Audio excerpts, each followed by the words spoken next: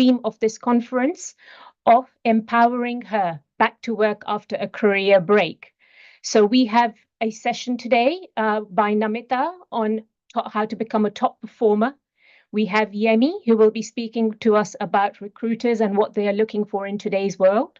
We've got lovely Vivian lined up to talk to us about self-esteem and imposter syndrome, which I'm sure is a common theme for many of us going back to work. And we will be finishing, last but not least, and definitely quite an interesting topic with Priyanka in terms of how to navigate the transition back to work from an emotional perspective. So we are in for an absolute treat today. Can I again encourage you, please tell us where you're joining in from. I can see so many names popping up. Love to hear where you're joining in from. What are you aiming to get out of today? And have you picked anything up from yesterday? Do you have your notebooks ready for today to add to your list from yesterday? At the same time, I think it would be remiss of me not to mention that we are here today, the whole global conference being the baby of the lovely, lovely Noella Ugu, who had this inspired idea to set something up to empower women from all aspects of life, for all aspects of life as well. Specifically today, our India conference would not have been possible by the most amazing, humble Kruti, who I've had the honor to get to know over the past few weeks. She certainly gives me something to aspire to.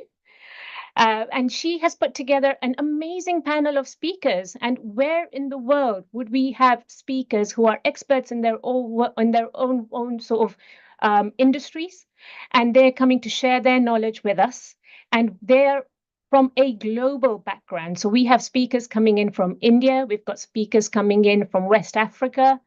We have our listeners who are also global as well. I mean, I believe we've reached out to, over 1,500, if not more listeners so far over the 4 conferences we've had. Today is our 4th growth conference. So before I start off and introduce our host of the day, the Kruti, who is a global mindset coach, I'd like to just have one favor to ask of all our listeners today. In terms of questions and answers, we would ask that you please feel free to utilize the chat tool that we have. That's going to be our tool of choice today. Please feel free to show your reactions, your emotions, your enthusiasm, and use that to ask any questions that you have of our speakers.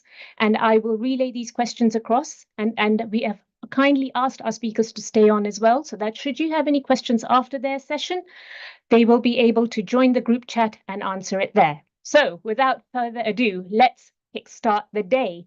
Kruti, may I please welcome you to give us a brief introduction of what to expect today, and we can then get right down to business. Thank you. Thank you, Hina, for a wonderful kickstart, highly energetic. This is the second day. We had a wonderful yesterday. We had amazing speakers. What a knowledge and experience and stories that they shared were amazing, highly motivating. And today also we have Namita, who's the mother who has done that as a banking professional. And please, I am so excited to look forward to hearing her story, how she managed this beautiful career with the beautiful family that she is raising. And we have Yemi, who is going to guide us on how we can kickstart this career when we are planning to come back, and what better it could be from by learning from him how to make resumes. It's really going to be wonderful.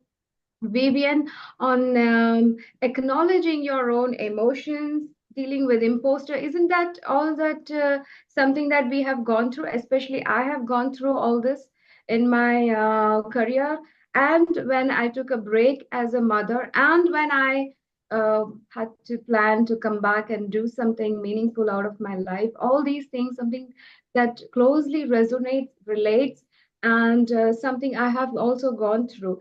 And I know that so many women out there are facing this. And we are really fortunate that we have built this platform and talking about this, discussing and learning from wonderful experts on the panel today. Lastly, not the least one, Priyanka, again, who is a mother gone from a break, can come back and build her grand career as a sound healing expert. And I'm so looking forward to hear from her story and so much learn. I'm also making notes here, so much to learn. And I have had inquiries from women who have gone for a break with 3 years of break, as well as people, women who are planning to come back after 13 years of break. Ah, So there are women who have got inspired, who are looking forward to it, and I'm so fortunate that we are doing this along with Nola and the wonderful team. So I'm not uh, taking any more time. I want to hear from all the experts here and see what I can take home after this conference. Thank you so much. Stay in the conference and be active and ask as many questions as you want. Thank you, and very warm welcome to all my speakers and Hina, especially you, Nola, and all those people who have helped coordinated this. Hina, well, very warm welcome to you. And you've been so bright and vibrant since the beginning. It's really an honor to talk about you and to welcome you in a formal way. Hina is a fellow of Institute of Actuaries who has specialized in pensions consulting for over 20 years, having graduated from the London School of Economics in Actuarial Science. And it's really not many people do and opt this kind of uh, very very niche career. It's really nice to have you, Hina. Hina is also she has and continues to build upon her expertise through a career with Aon, who are the leading global professional services firm. After taking a few years of break from work to spend time with her lovely daughter, Hina rejoined the workforce with a passion for supporting and development and growth for new talent. Having worked from a very early age with individuals from all walks of life, she is extremely adept in understanding and navigating any individual circumstances to ensure both positive outcome and indeed great success. And indeed, I would say yes, how lively and vibrant you are even when we are talking to you. So you really are an inspiration, Hina. Outside of work, Hina enjoys spending time with her family and travel with her family and take trips to back her hometown in Kenya, and several road trips which she has taken with the mainland of Europe and North America. Wow, that's so wonderful to know about you, Hina. A very warm welcome. We are so looking thank you. forward to Thank listening you to so you. much. Thank you so much, Kruti, for that lovely, lovely welcome. And I look forward to getting to know you further as well through the course of this as well. So let's kickstart our event, shall we? And invite the lovely Namita to speak to us. Namita is going to be covering how to become a top performer at work, what skills and attributes are needed to excel in today's work environment. So before I hand over to you, Namita, if I could say a brief introduction for yourself, if that's okay. So Namita has a pivotal role in leading the deposits across APAC region within the esteemed BNPP Paribas family. With 11 years of enriching experience in the banking sector, she brings to the table a blend of expertise, innovation, and unwavering dedication. Beyond the corporate corridors, she's a devoted mother, finding boundless joy and inspiration in nurturing her two precious children, aged 9 and 2.5 years. Her journey extends far beyond the office as she finds solace and rejuvenation in the rhythmic beats of dance. In addition to dance, she's an enthusiastic explorer of the world, constantly seeking new adventures and experiences through travel. From the bustling streets of Mumbai to the tranquil shores of Goa, each journey enriches her soul and broadens her horizons. Namita, a very, very warm welcome, and I'll hand over the floor to you now. Thank you, Hina. So, hello and a very good afternoon to all. I hope you all are doing great. So, it's an honor and a privilege to be a part of this wonderful initiative, which has been conducted by Kruti and team to share some thoughts of mine on what it takes to restart and refresh our personal and professional journeys. So, thank you, Kruti, for making me a part of this beautiful journey. So before I start, let me take you all back to a moment where we all would have experienced or faced, like standing at a crossroads or uncertain of the paths ahead. Just for an example, it could be starting a new job or returning to a work after a break or simply finding the energy to take on the next big challenge. Because in this rapidly evolving world, change is constant, that we all know. And the key to becoming a top performer to perform lies just not with a technical skill, but in a blend of personal attributes and adaptable strategies and a support system that which we have built over a time. So as a professional and a mother of two young kids, balancing work and professional life has given me a valuable perspective on how to thrive in both the areas. So today I want to share with you all the traits that I have followed which helped me overcome the hurdles to kickstart my career and emerge stronger on the other side. And for this, the one of the most important skill I have learned is prioritization. We all juggle a lot at work, family, and everything in between. So it's very crucial to figure it out what needs our immediate attention and what can be waited. So prioritization helps us to stay on the top of our task and prevent us from burning out at the end. So moving on, the building a strong and support system is the next and important part that we have to keep in mind, as none of us can succeed alone. Now, success demands collaboration. At work, building a network of a supportive team, helpful colleagues, and mentor is key. The same goes for our personal life as well. Having a dependable support system, whether it's a family, friends, or childcare, anyone who has helped us and enabled us to manage our responsibilities with confidence. So collaboration and mutual understanding can make a significant difference in our ability to perform.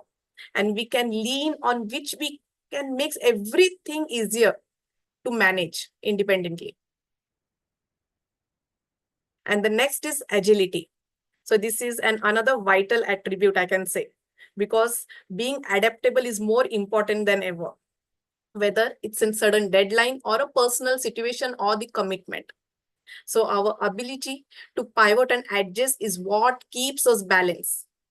This agility allows us to tackle any challenge ahead we have, or without losing any sight on our current and present goal. So this is really very important. And with this, it brings us to a commitment to the continuous learning. In a world constantly changing, we need to keep ourselves learning to stay ahead. Whether it's picking up a new skill, staying on a top of industry trend, or improving how we communicate, continuous learning keeps us sharp and competitive in this world. And then the another key point is grooming. To perform at our best, we must also take care of ourselves. Engaging in hobbies like dancing or traveling is not just like fun or relaxation. It's basically a recharging our own batteries and sparking creativity. So when we are refreshed, we perform better in every aspect of life, if it's professional or personal. So grooming is not for others. Basically, it's for ourselves. We feel good when we groom. And it's my personal experience that grooming boosts our confidence as well. Then it comes to an constructive feedback. This is one of my most favorite point I can say on the feedback part. Because when we are taking constructive feedback, we have to take it in a positive way because it is a powerful way to grow. both personally as well as the professionally. It's an important for us to remember that feedback is not a criticism. It's an opportunity for improvement. Always be open to take feedbacks. And I insist that instead of being defensive, we have to learn that what I can learn from this feedback. That is the important question that we need to ask to ourselves. So reflect on the feedback, understand the perspective of the person offering it, and use it as a stepping towards your goal. And lastly, and most importantly, is effective communication. So it is the glue that holds everything together. Being clear and how we express ourselves, listening to others actively, and having meaningful conversation are essentials for teamwork and for your self-success. It may be professional again or the personal. And to excel today, it's more than just working hard. It's about smart prioritization, building the right support networks. So yesterday I have attended one session of Sanjeev, where he has shown the importance and pressurized on networking, which plays a very important role in today's life. If we aim to success in life, it may be professional or personal, we need to have a networking, stay connected. It does not depend on whether the person is introvert or the extrovert. And then staying flexible and continuous learning, taking care of ourselves and communicating well. So if we all bring this together to every aspect of our life, it's not only that we succeed, but we will also inspire those around us. So these are the small steps that I am doing in my day-to-day life to be on the top. So thank you for your time and attention. I hope this insight resonate with you, and together we can strive to create balance, productivity, and fulfilling work environment. Thank you. Thank you so much, Namita. And oh my goodness me, all the points you've covered. This is absolutely amazing. It's so consistent with what was spoken about yesterday as well. It's not just one thing. It's the whole package. You mentioned Sanjeev earlier, and you said networking, and you're right. I think not only in your personal life, but professional life, as you said, it takes a village. Not, that's the saying for bringing up your child. Not only that, it takes a village for everything. You need that support system around you. And positive breeds positivity. So you have that, and then that helps you better yourself. And in turn, it's a circle of life. It betters the life for those around you. I think the other bit you picked on, which I could see Kruti nodding her head behind, absolutely, because you hit the nail on the head. Grooming, self-care. When you're feeling good within yourself, it comes out. And I can see Kruti smiling in the background as well. So I think that's a key point. And I think that's right, isn't it? Taking some time for yourself. So yeah, absolutely. Thank you so much for all those insights. If you don't mind, Namita, can I ask you a couple of questions, if that's okay? Yes. Okay, so the first question I have is, you've come back having had your beautiful children. You've come back into the workplace, and you have achieved heights that are, something to aspire to. You've spoken about everything, that the small steps you're taking so far, and all them in themselves are important. But from your journey so far, from having rejoined the workforce to now, what's been your biggest surprise learning? What's been something that's made you actually think about, take a step back and say, I wasn't expecting that?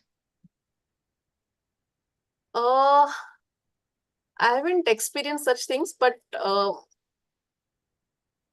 maybe maybe something that I need to see. There are different things that I have worked upon. So Yes. surprise in the sense, I used to keep myself prepared before itself. So just to avoid those surprises, even if I used to face that surprises, I've never come across basically as of now, because I used to be prepared. I think 2 steps ahead, that keeps me away from those surprises. Right, which is brilliant. So what you're saying is plan ahead. Yes. Plan ahead and be prepared for all eventualities, which I think is brilliant. I've got a second question, if that's okay as well, Namita. So this is saying, how can effective prioritization help professionals avoid burnout while maintaining performance in both professional and personal lives? Okay, so on the prioritization part, this effective prioritization helps professional manage the numerous demands on their time by identifying and focusing on the task that requires immediate attention, and while deferring or delegating the less critical items. So this approach has ensured that essential responsibilities are met without overloading oneself and reducing the risk of burnout. So with this prioritization task strategically, professional can maintain a healthy work-life balance and deliver a quality results and sustain long-term productivity. That's brilliant. Thank you. Thank you so much, Namita. And if you don't mind, if you're okay to stay on in case we have any questions coming along on the chat as well. But thank you for sharing your insight with us and for your time today. I appreciate that very much. Thank you. Thank you. A round of applause for Namita, please. Thank you. Thank you so much. Right, moving on to our next session. If I may be so brave and forward as to invite Vivian to speak to us next, if that is okay, please. And Vivian will be covering with us on a topic on how to rebuild our self-esteem and dealing with imposter syndrome. So before we kick off with Vivian, if I may say a few words about Vivian. So Vivian, the Clarity Facilitator, is a family systems engineering advocate with expertise in mediation, image consulting, and marriage counseling. With over 2 decades of experience, she excels in resolving disputes in both family and corporate environments. Vivian is the director of Life Foundation and also holds the role of Director of Welfare and Tourism at the prestigious Lagos Ladies Environmental Club. Her commitment to facilitating communication is evident in her passion for languages. As a devoted wife and mother of 3, Vivian encourages holistic wellness and healthy living. So Vivian, welcome today. We look forward to hearing what you have to speak about. I will hand over the floor to you. Good morning, everybody, and thank you so much for this opportunity to share with a global audience. I'd like to thank the founder, Noella Ugu, for this wonderful collaboration going on around the world for women. So for me, it's really a privilege. You guys would pardon me. I would place my phone in a more, okay. So yeah. So thank you. I've been having a lovely time since yesterday, and I intend for it to continue today. Thank you so much to the first speaker for sharing on, how we can just, put it all together and keep it going. Because for me, this is teamwork, okay? Right now, I am going to be sharing with you on self-esteem and dealing with the imposter syndrome in context to going back to work after taking a break in your career. When Noella, the president, was kind of sharing with us, or her opening speech yesterday, I said it resonated with me because honestly, I think Shruti said something in those lines. It's just something that it's daunting. Let me use that word. And the way Noella, like a mother, just kind of presented it to us that, it's okay. We've all been there. We've all done that. And some of us have even bought a T-shirt and a face cap to match. It really warmed my heart and it made me feel very safe again. And that's why we're having this growth conference. We want us all as women to feel safe, feel seen. And whatever the situation, just know that you have a hand you are holding lovingly on this journey. You are not alone. Thank you for the organizers. Thank you to Ogo. Thank you to Sandra. Thank you to the team. All right.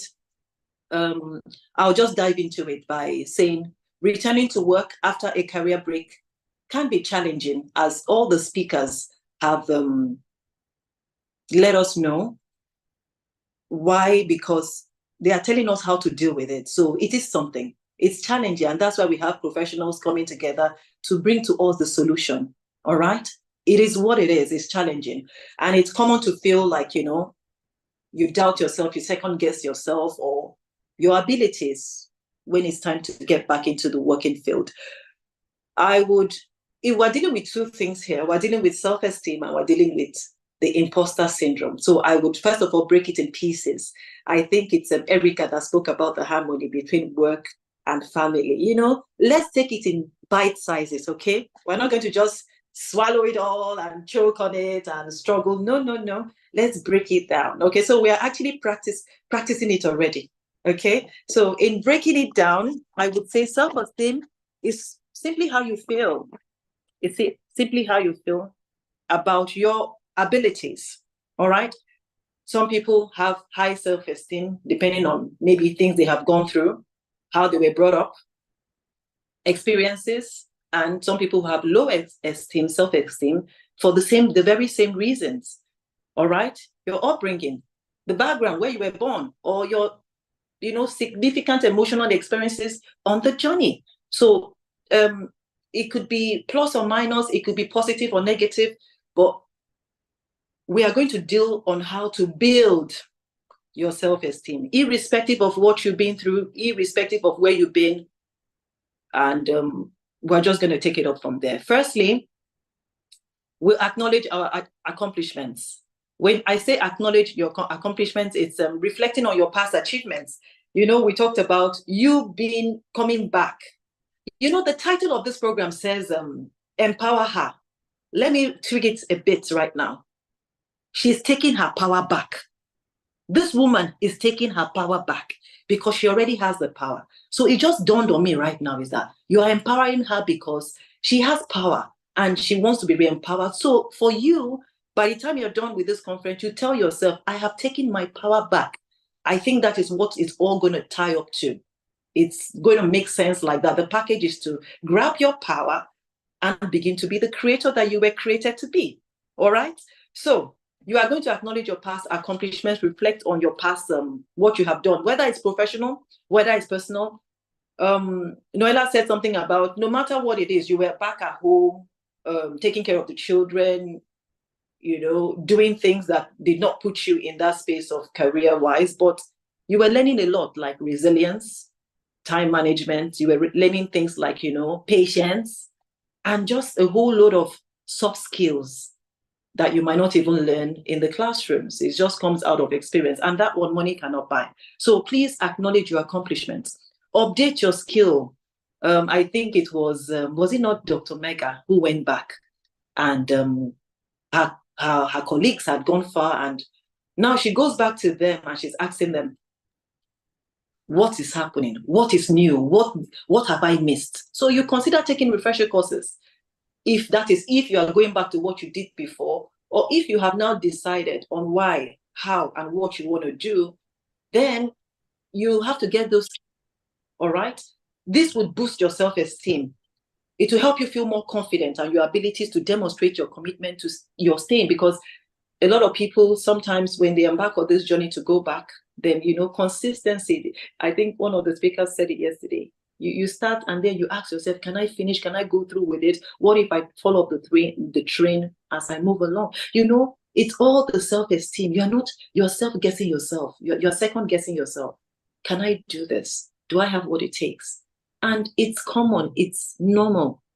We're normalizing it today. There's nothing, you're not feeling that way because you are no good or you are less than somebody else. No, you're human. And these emotions are just you dealing. And it's really beautiful that you are aware of the emotion so that you can deal with it. All right. You're afraid, you're doubtful, you're confused. Now, what we're telling you today is that, just find out what skills do I need. I'm going back. I'm going to be doing this and this. This is the job description. What do I need to learn? And you begin to learn, prioritize, begin to just like Hina said, you would just like, you prioritize, you know what is expected, begin to apply these skills in the needed role or, in whatever field you have chosen to operate in.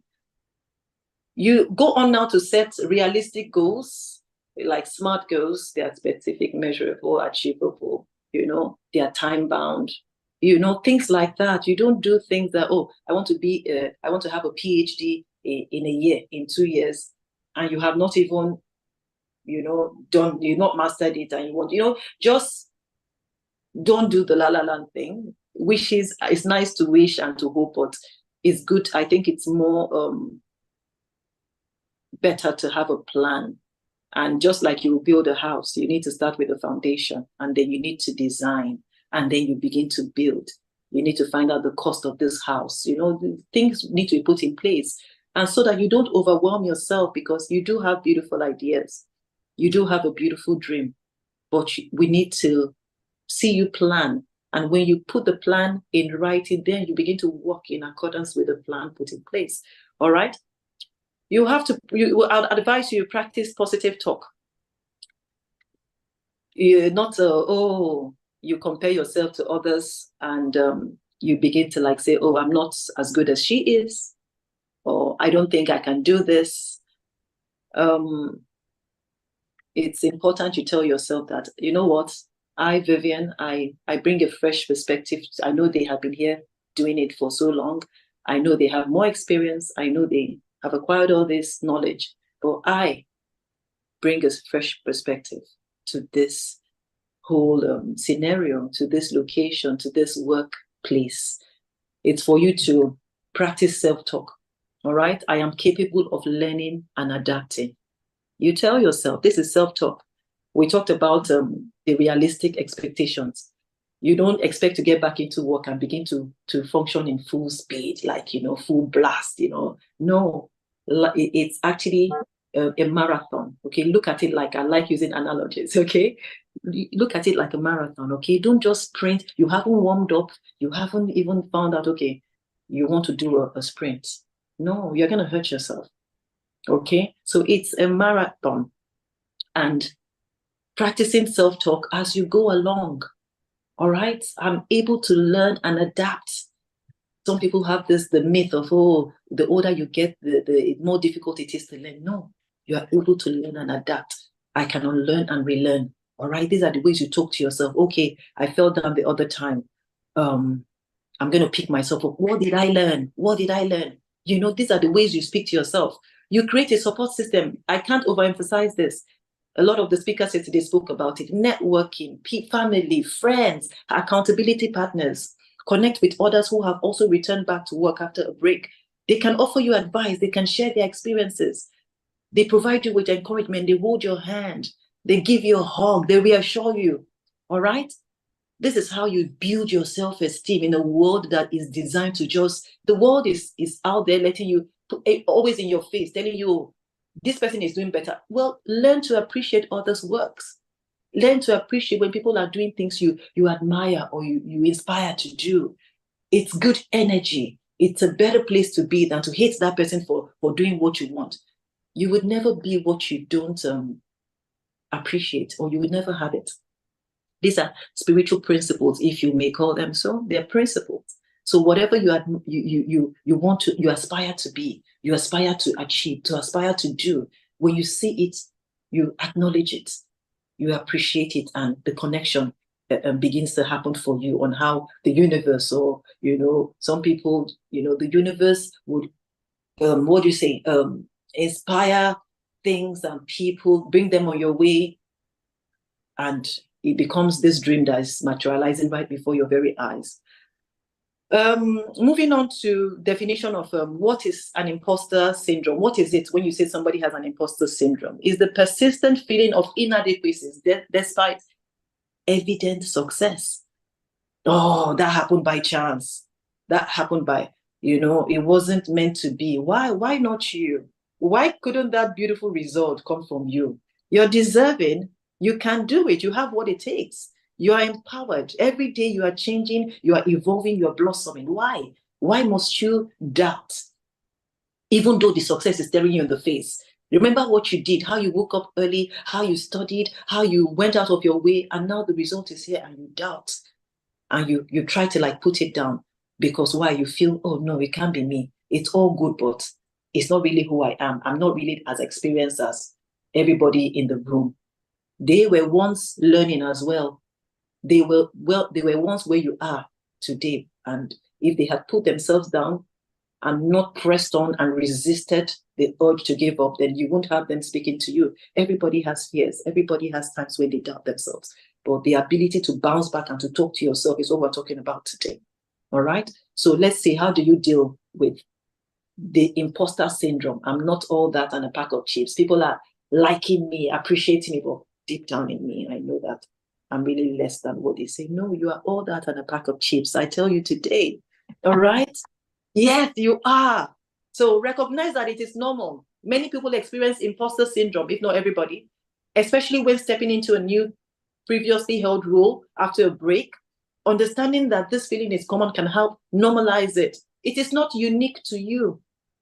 All right? It's not unique to you. Focus on growth, not on perfection. All right?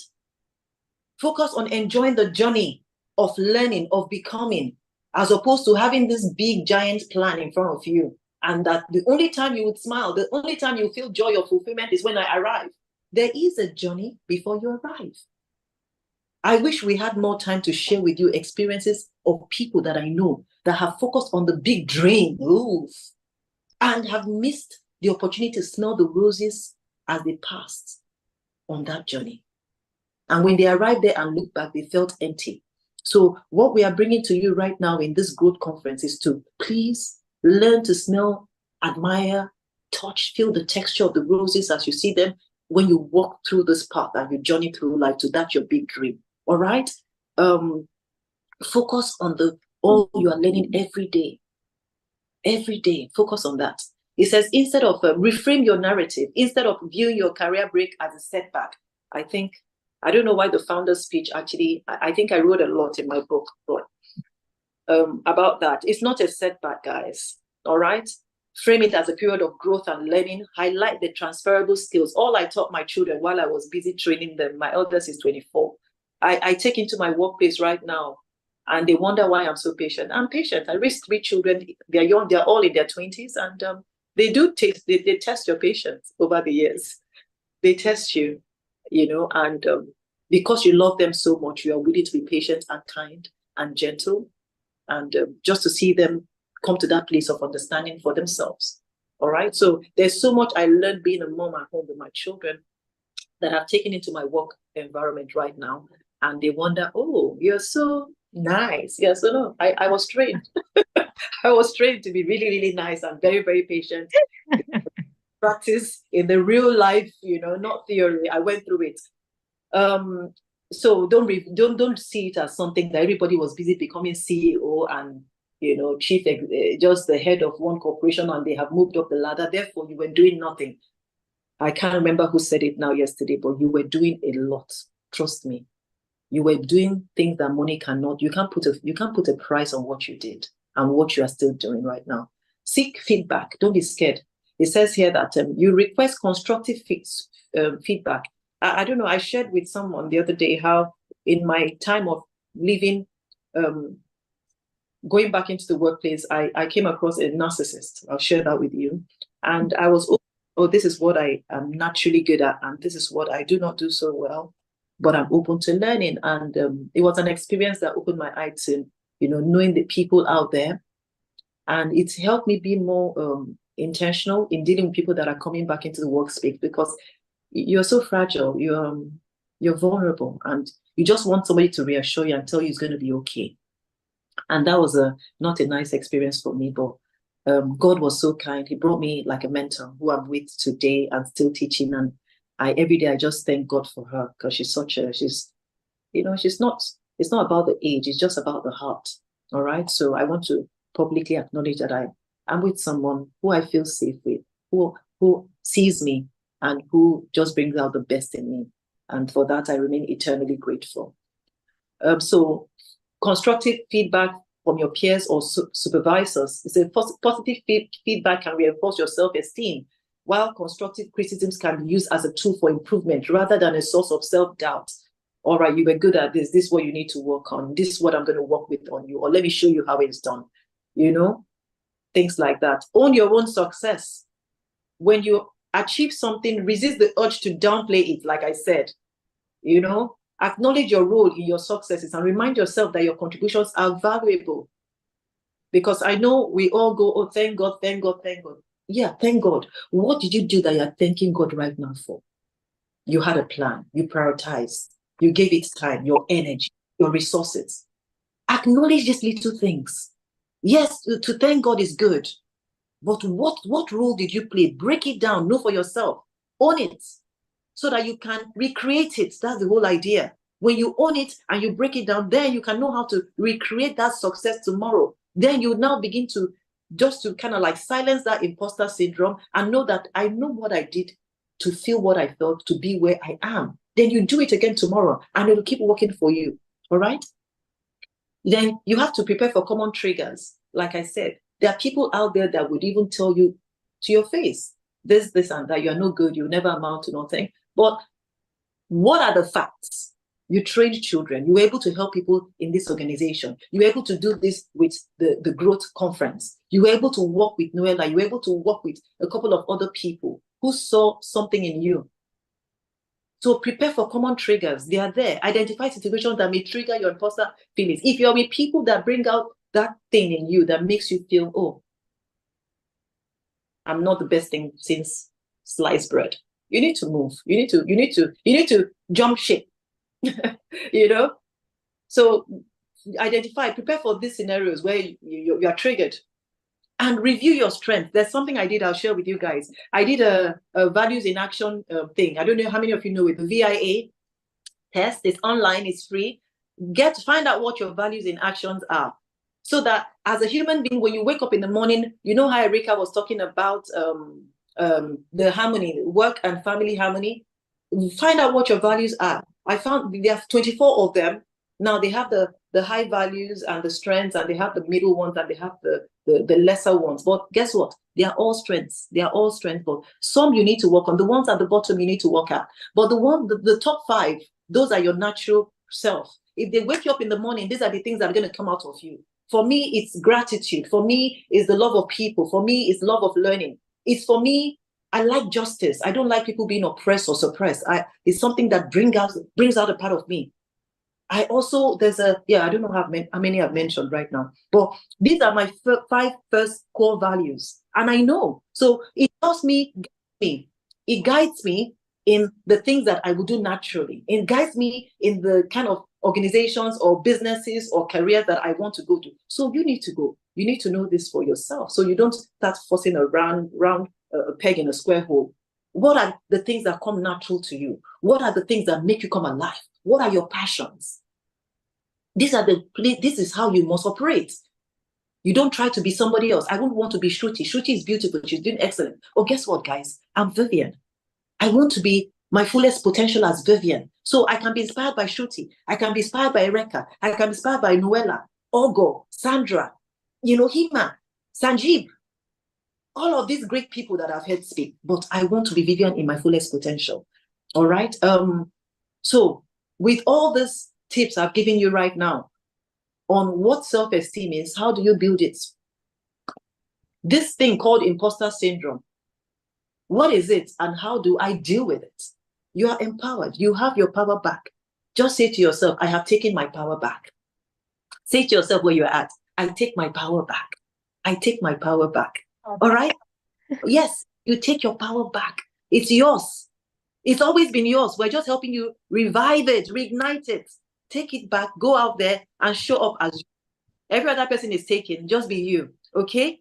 Just be you. We await you. The universe awaits you. And we also look forward to you sharing what you have on the inside of you to be a blessing that you truly are. So thank you all. And I believe in my heart that, the words that we speak and we've shared today, they are like seeds that have gone into our lives to bring to pass all the beautiful enlightenments we've received since yesterday. And I truly, truly, truly do wish you the very best as I look forward to seeing you all again in the near future. Thank you. Thank you very much. Thank you. Thank you, Vivian. Oh my God, that is so much knowledge, Vivian. I don't know where to start. You have given these valuable nuggets through your entire talk. I think the things that resonated with me, out of all of that overall picture, I'm not alone. There are others who have done this journey. Yes. Again, take your power back. It's always been with you. That is it's, 4 words, but so much power in those 4 words. It's acknowledging it. I think you were absolutely right when you hit on the point, acknowledge your accomplishment. I think so many times we just look at the end goal, but take a step back. What have you achieved? And I believe you meant for both professional and personal life.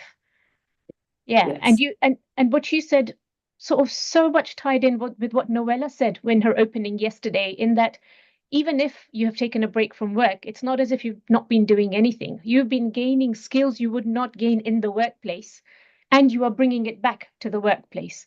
So, bit of personal experience here myself as well. So I took about a 4-year break, and this imposter syndrome was a big deal in terms of when you go back.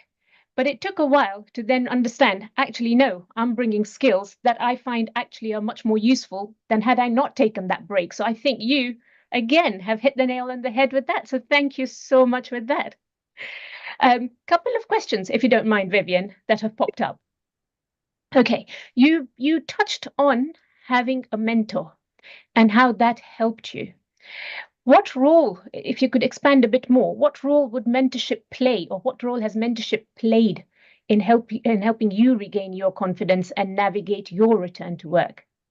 Okay, thank you so much for that question. And the role the mentorship played is I went out there. I think someone did speak about following the experts in the field, in the field of your passion. There's something you want to do. You've chosen a career path. You go out there and you find the experts in this field. In my case, that's what I did. And I simply wrote a letter. I simply reached out. I reached out to this person, and there's somebody I have known for a while. And when I found myself at that point in life where I sat down, the children it's amazing, the story. My children grew up and they kind of like just went out of the house and started living their lives. And it dawned on me that I need to get a life. Gosh, guys, I love being a mother. I did it with the whole of my heart. I managed a business on the side, kind of oversaw the business, but my skills didn't really come into play. It did come into play in a limited way, which was fine with me because that's what I wanted, the flexibility. But my mentor, she's an expert in the field of what I do.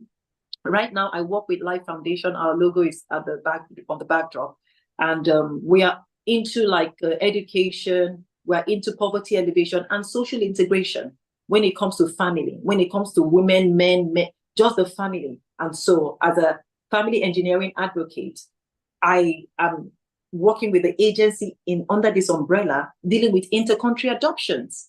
All right. So reaching out to the experts and just being open, because you need to be courageously vulnerable. You need to be courageously vulnerable. You might get a no, you might get a yes, but guess what? If you don't try, you never know.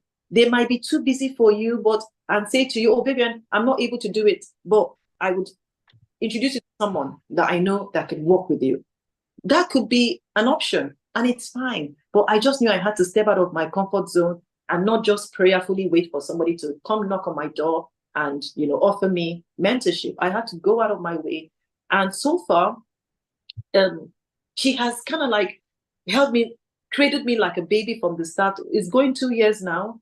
And I've learned so much dealing with people from Italy, and the whole of Europe now is open to me. And I am kind of like relating with people in a field that I'm just kind of like getting to understand every day.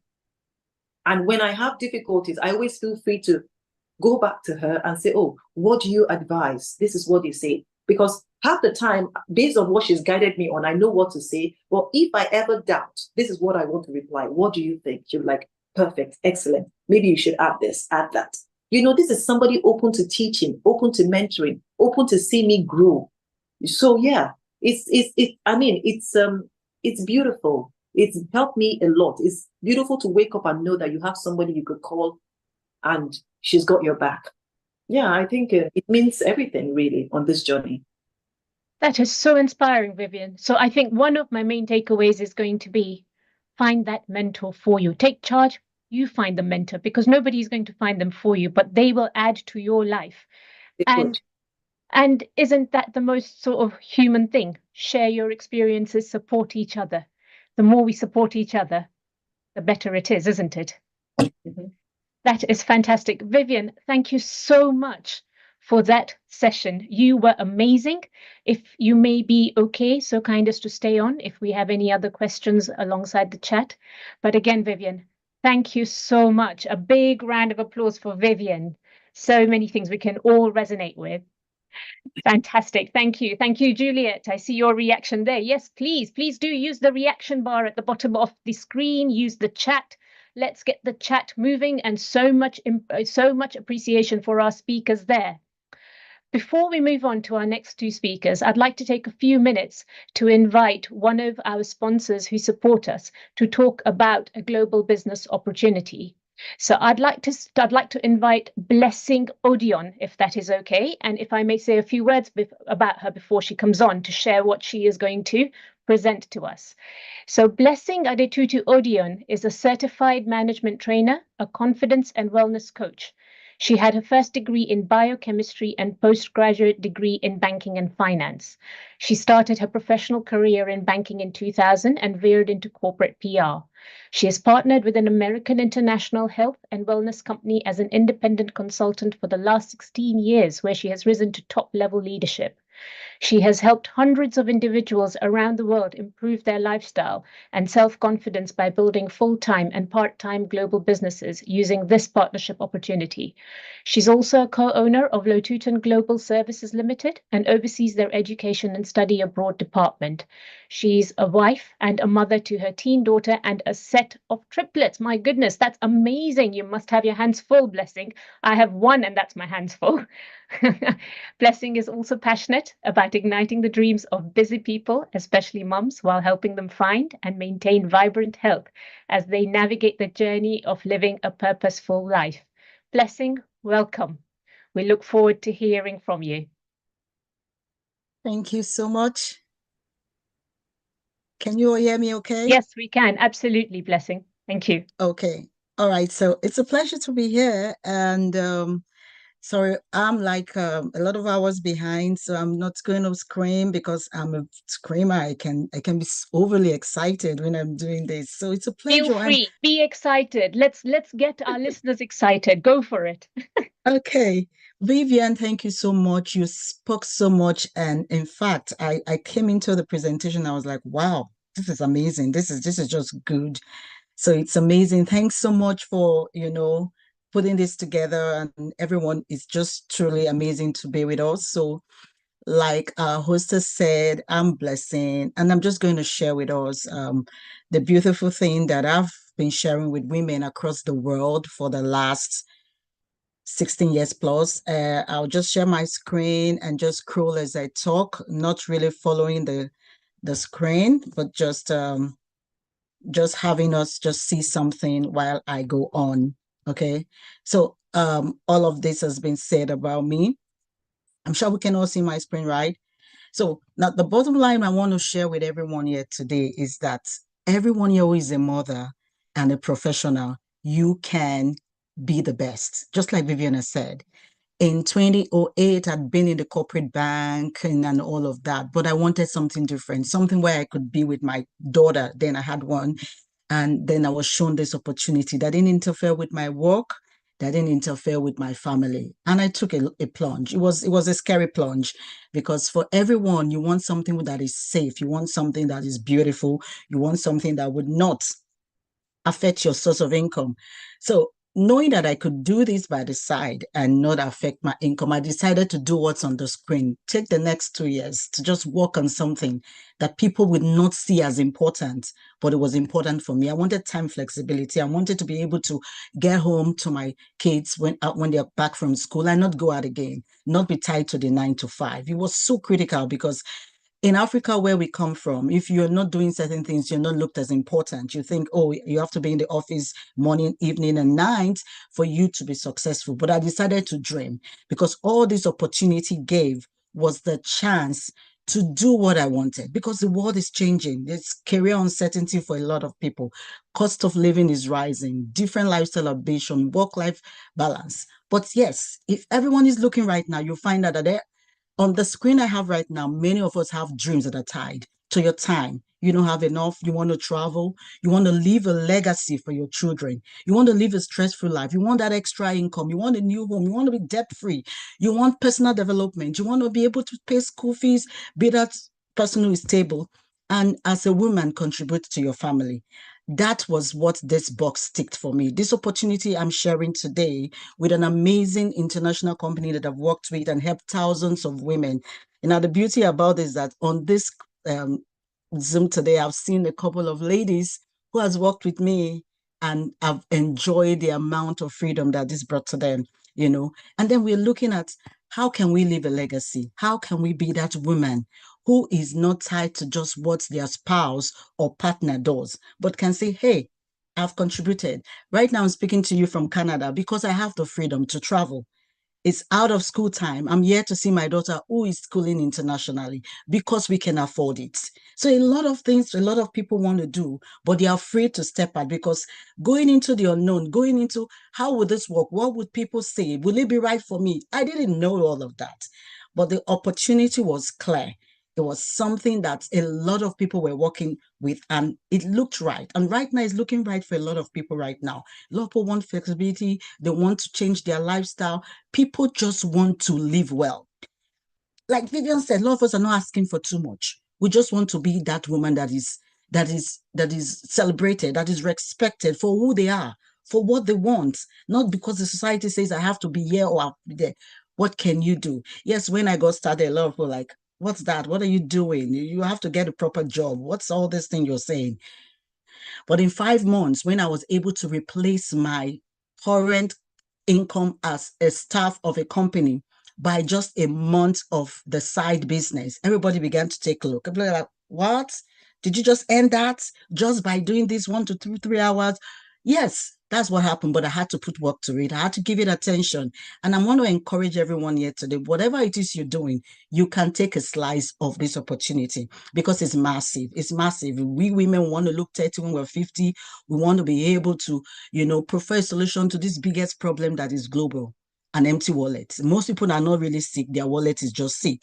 And be able to live life on your own terms. You'll get celebrated once you come on board with a business because it's global. It's in over 160 countries. This year, we had a massive opportunity in India. I'm going to share that in a bit of minute. What would you do with the opportunity? You would share fantastic products with them. You would help your health and enjoy the benefits of organic products. And we operate in the wide range. So what I tell people, are you a professional? Are you a stay-at-home mom? What can you do? Switch your brand. Switch from the unhealthy to healthy. Start from yourself. Start from your family. And as you begin to use, you begin to find those who you can refer it to. So the company is successful. The over 45 years. All we do is obtain the products, share with other people, and then we grow. The income potentials are amazing. I'm not going to go into that.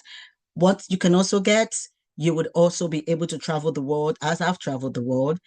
But this year we're in India. It was amazing. It was amazing. People from 160 countries were there. And this opportunity is available to everyone here today. And people you would know from all over the world. It's just beautiful what you can do if you decide to put your heart. Another benefit of being with us is that you get opportunity to get an investment paid to you for 36 months, which people use to get a car. All right.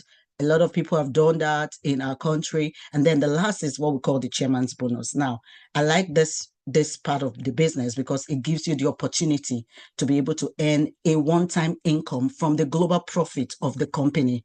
So the picture in there, I think those are the Chinese or somewhere. This was sometime in South Africa. We went for that event, but you can see that all money is paid in dollars and goes back to the economy of their country. Can you imagine the input, the lives that will be changed by just you being part of something that does not disturb what you're currently doing?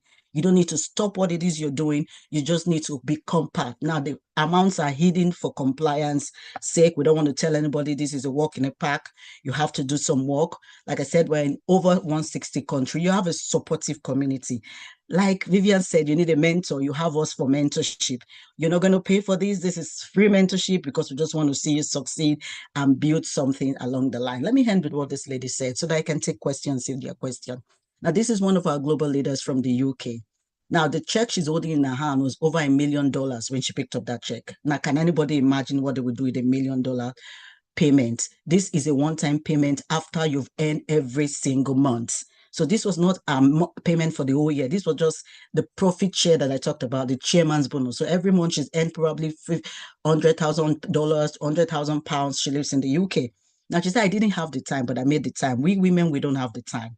Most times we are drawn by children, drawn by family, drawn by work. Say, but I made the time. I didn't have the knowledge. You don't need to know everything to get started. Say, but what did I do? I did what I knew. I didn't have the support. I learned to support myself, but this time you're going to have the support. I didn't have the confidence, but the confidence came with results. That means if you start to do, you start to see.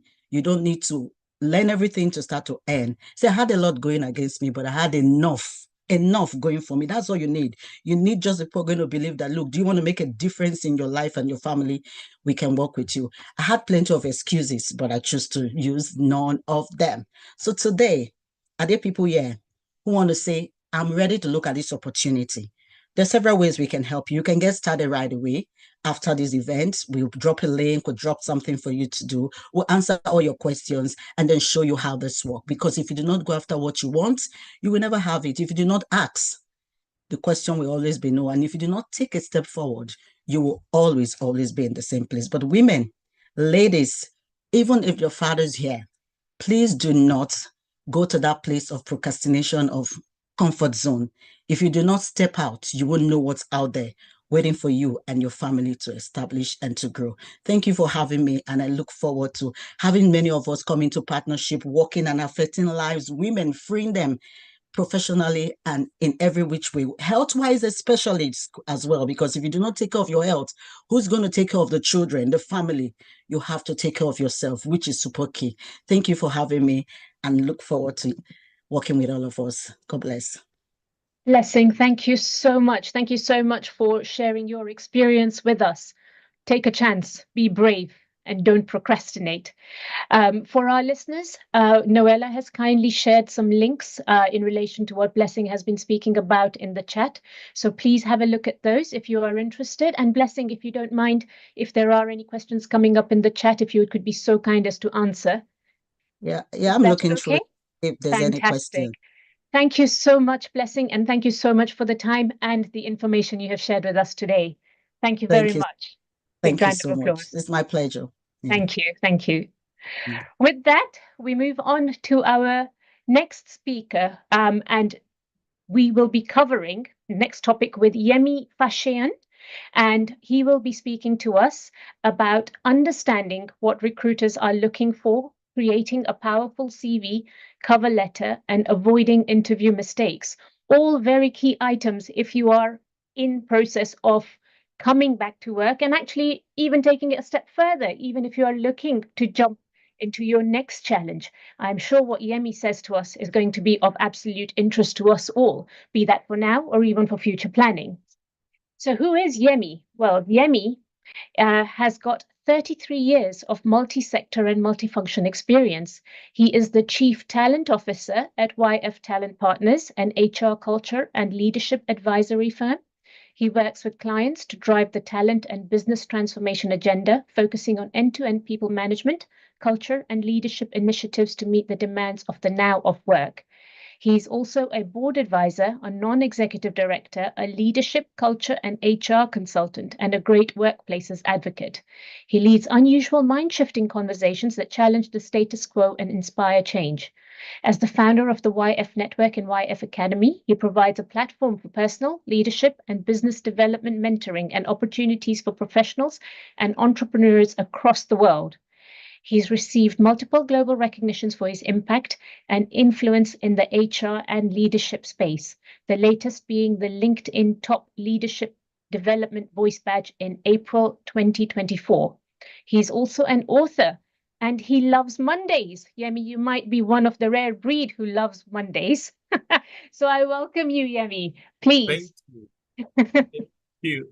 Thank you so much. Yes, I do love Mondays. Maybe everybody wants to know the reason why I love Mondays. Yes, I mean, I've please. been listening to the speakers, and they've been challenging us from different ways and in different dimensions. And the best way to start putting all of that into action is to wake up on Monday and go for it again. So every Monday is like the beginning of a new year. Why am I going to wait for 365 days before I say Happy New Year when I can say Happy Monday about 54 times in a year? So I'll stay with Monday whilst the rest of the world may be going with Friday. Monday works for me. As a matter of fact, on Friday, what I say, Noella will tell you is, thank God it's almost Monday, whilst everybody is saying, thank God it's Friday. I'm always excited about Monday. So yeah, I have thoughts that challenge the status quo, as you may have heard from my bio. And the start of this conversation is also for me to challenge the topic that has been given to me. That's the start point, right? Noella, I'm sure you were not expecting this, but yeah, I mean, I'll just be true to self. Allow me to be true to self. We spend a whole lot of time in today's world trying to get the perfect CV, trying to get the perfect cover letter for us to get a job. But can I say quickly that the first table I'd love to shake is that a perfect CV is a red flag for me. If your CV is too perfect, then it's a red flag. It means that we are, to use a local parlance, what you're doing is you are packaging. You are packaging your CV to suit the realities, right? Rather than package CV and spend time and go through AI and Meta to write that perfect CV, why don't you first concentrate on yourself to be the perfect candidate or the perfect employee? Again, all the things that shared with us already, they are things that are starting with self, not from the CV. So what are recruiters looking for? Recruiters are not looking for the perfect CV. They're looking for the perfect or near perfect employee, right? We are looking for the individual who will match the profile, what we have, against the job description. So I always tell people within my inner circle, don't start from the CV when you're applying for a job. Start from the job description. As a matter of fact, if the job description doesn't match your qualification, your skills, your experience, don't apply for the job. But what I see a lot these days is one individual will say to me, I can apply for the job of a customer service person, for the job of an HR person, for the job of a supply chain person. All I need to do, excuse me, all I need to do is to package my CV to fit the role. No, we need to move away from that misconception. I promise you, and I'm not lying to anyone, I worked in about 13 organizations before I became a consultant, 13. And the CV that I used from a very long time ago, 2006, was all I have till today. All I have been doing was to update. The new job, just update my CV. The new job, just update my CV. But guess what I'm updating with? I'm not updating with not realities around me. I'm updating with my experiences that are new, with the new competencies that I've picked up, with the new network that I've developed. I'm updating with new experiences, basically. And if I picked up a qualification along the line, maybe I became certified in the space of HR, I will include that on the same format that I've used for like how many years now? I think about 18 years. The same CV, the same format. But what I see today is, let me give you an example of something that happened in the course of the week. And I was a bit, what's the word to use? Maybe disappointed, but maybe that's where the world is going. And I'll share that experience. I know an individual within my circle, and I know the way this individual writes on social media, on LinkedIn especially. And then I went on LinkedIn, Noella she's already smiling. And then on, I think Monday, I went on LinkedIn and I read a post from this individual. I think what she did was to send the link on a platform that I belong to. And then I clicked on it and it took me to LinkedIn. And I read the post. And I'm like, no, this post from the first letter to the last letter is not the individual that I know. So I munched it. I sent it for fact checking, and it's 100% AI generated post. And the individual would take the entire credit for the post, 100%. If it was 33%, I'll let it go. If it was maybe 50%, I might even let it go. But it was 100% after doing the fact checking. Guys, this is what I see that we are all doing. No, not all of us. Most people are doing today. We are looking for the perfect CV. We are looking for the perfect cover letter. It's a red flag for some recruiters, I promise you. If you allow AI to draw up a perfect CV for you, and then a smart recruiter does a fact check and is 100% AI generated, that in itself is already saying to me, what sort of candidate am I looking at? Is this going to be a candidate that's creative, that will take initiative, or everything, all solutions will be AI related or AI dependent?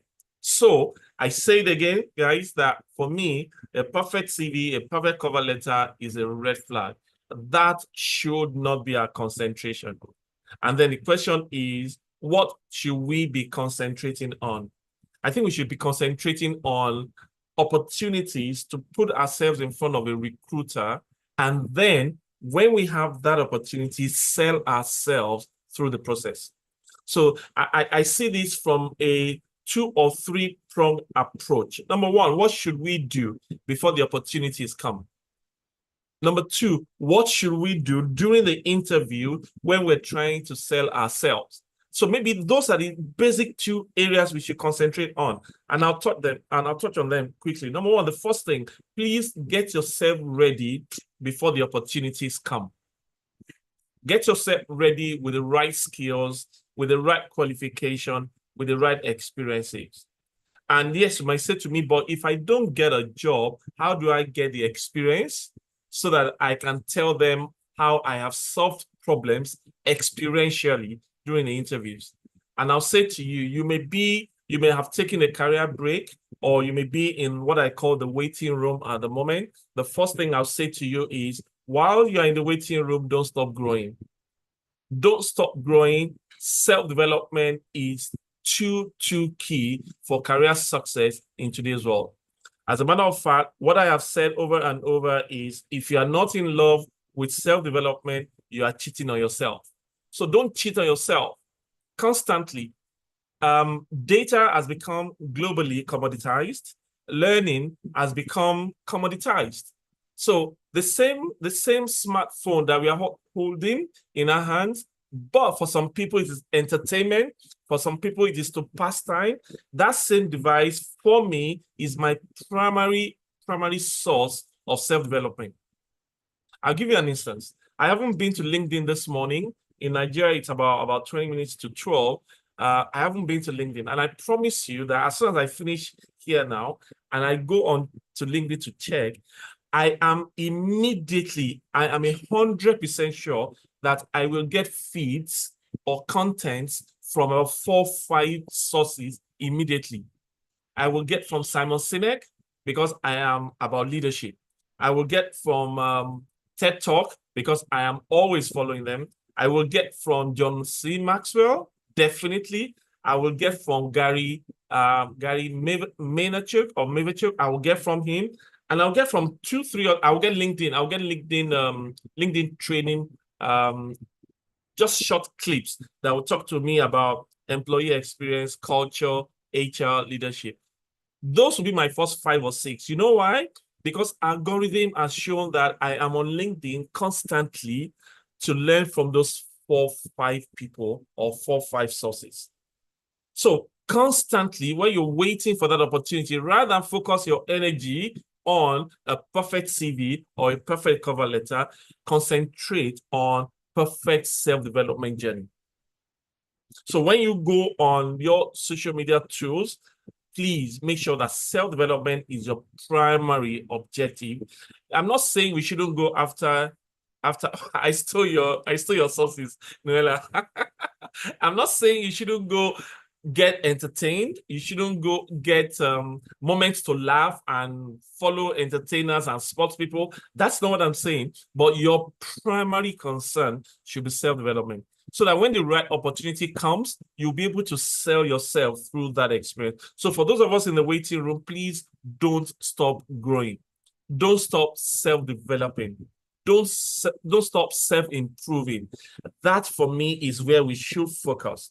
And I promise you that opportunities will always come when we are in the space of capacity building, when we're in the space of competency development, and when we're in the space of always being one step ahead of a game in our space, in our field. Certification is an option. Another degree is an option. But I promise you that you got a whole lot that you can get today just by holding a smart device. So that's number one. Before the opportunities come, for me, get ready. Build capacity. I see many people raising their expectations without raising the capacity to meet the expectation. There will obviously be a disequilibrium when your expectation is so high, but your capacity to receive or capacity to meet the expectations isn't there, then there will be a disequilibrium. So what I think we should do is raise constantly our game of self-development for ourselves, so that when the opportunities now come, our expectations will be in sync with what we're looking for. That's the first part of it. Now, the second part of it is when we've done all of that, another thing we should be looking out for is interning and volunteering opportunities to get ready for the dream job that we're looking for. Now that I've mentioned dream jobs, can I quickly say that dream jobs are all over the place, but dream employees are very scarce. We have dream jobs. I mean, for those of us in the HR space trying to recruit for people, we can tell you for free that constantly we are putting out adverts out there looking for people, but we struggle to find the right individuals with the right skills and competencies. We struggle. So what's going on? And everybody is sitting somewhere and looking for dream jobs. But dream jobs are all over the place. What we don't find enough of are dream employees. The start point is not a dream CV or a perfect CV.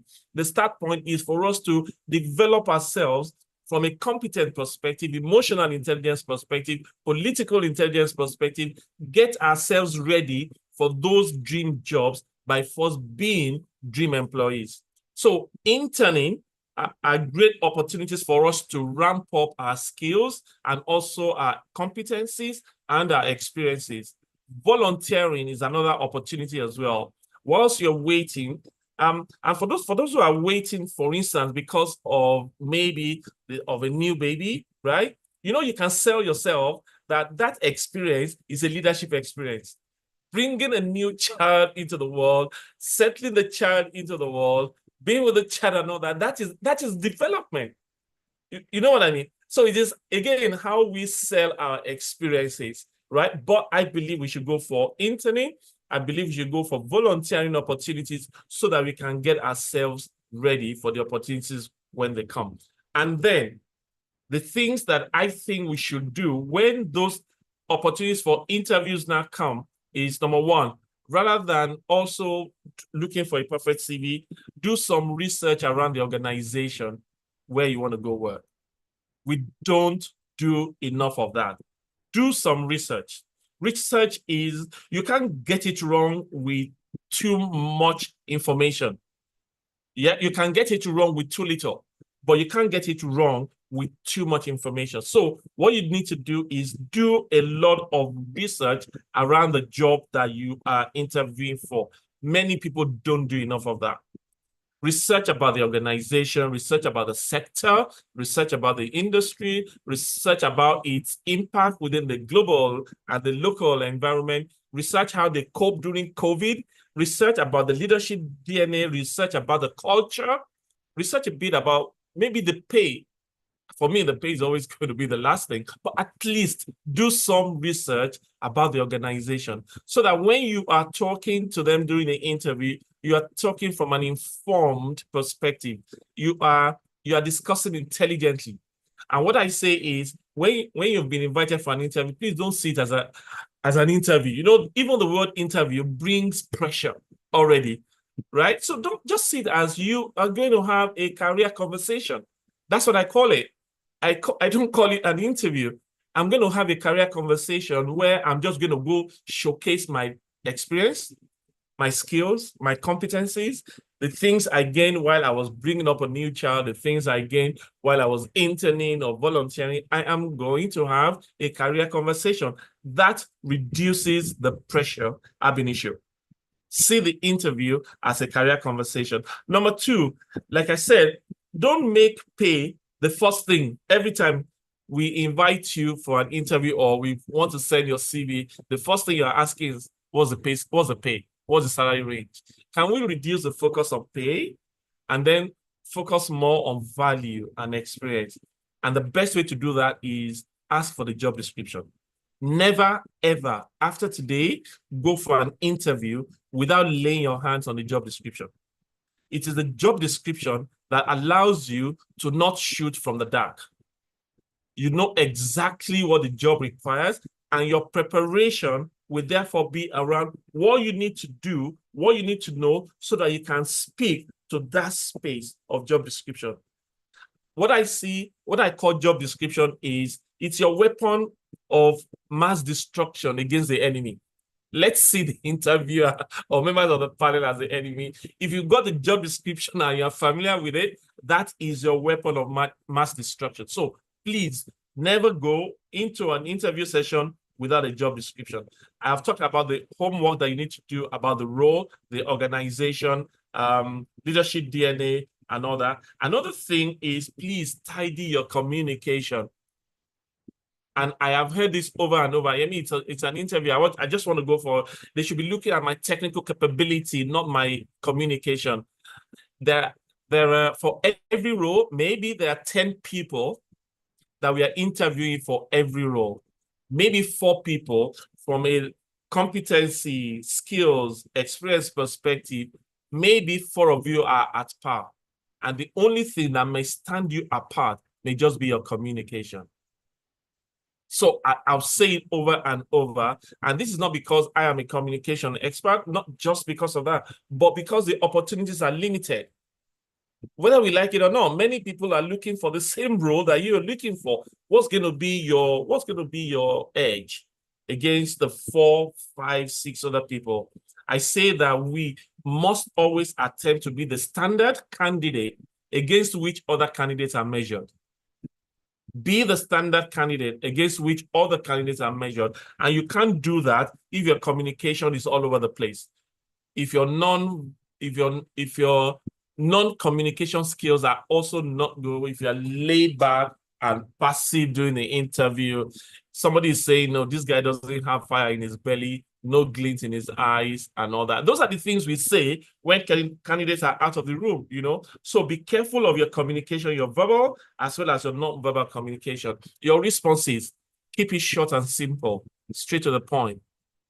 Your responses to the questions, keep it short and simple. The more you try to talk and impress, the more smart interviewers like Noella will find holes in what you are saying, and they will now drill you more. Keep it short, keep it simple. When you talk too much, there may be many pitfalls in the things you're saying, but make it very, very, very, very, very direct, and don't by any means say too little, or by any means say too much. Keep it short, keep it simple. I think I have 2 or 3 more. Avoid interrupting your interviewers. Don't interject. Wait until they land with the questions before you dive in. They may be asking you a question that you already know, and you are agitated to quickly dive into it.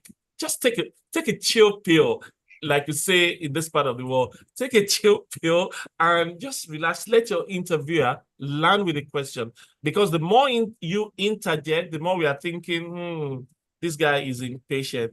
Is this the way he's going to be at work as well? So be careful how you are coming across. The last thing for me is this: ask intelligent questions at the end of the interview. I'm sure you noticed I didn't say ask questions. Ask intelligent questions.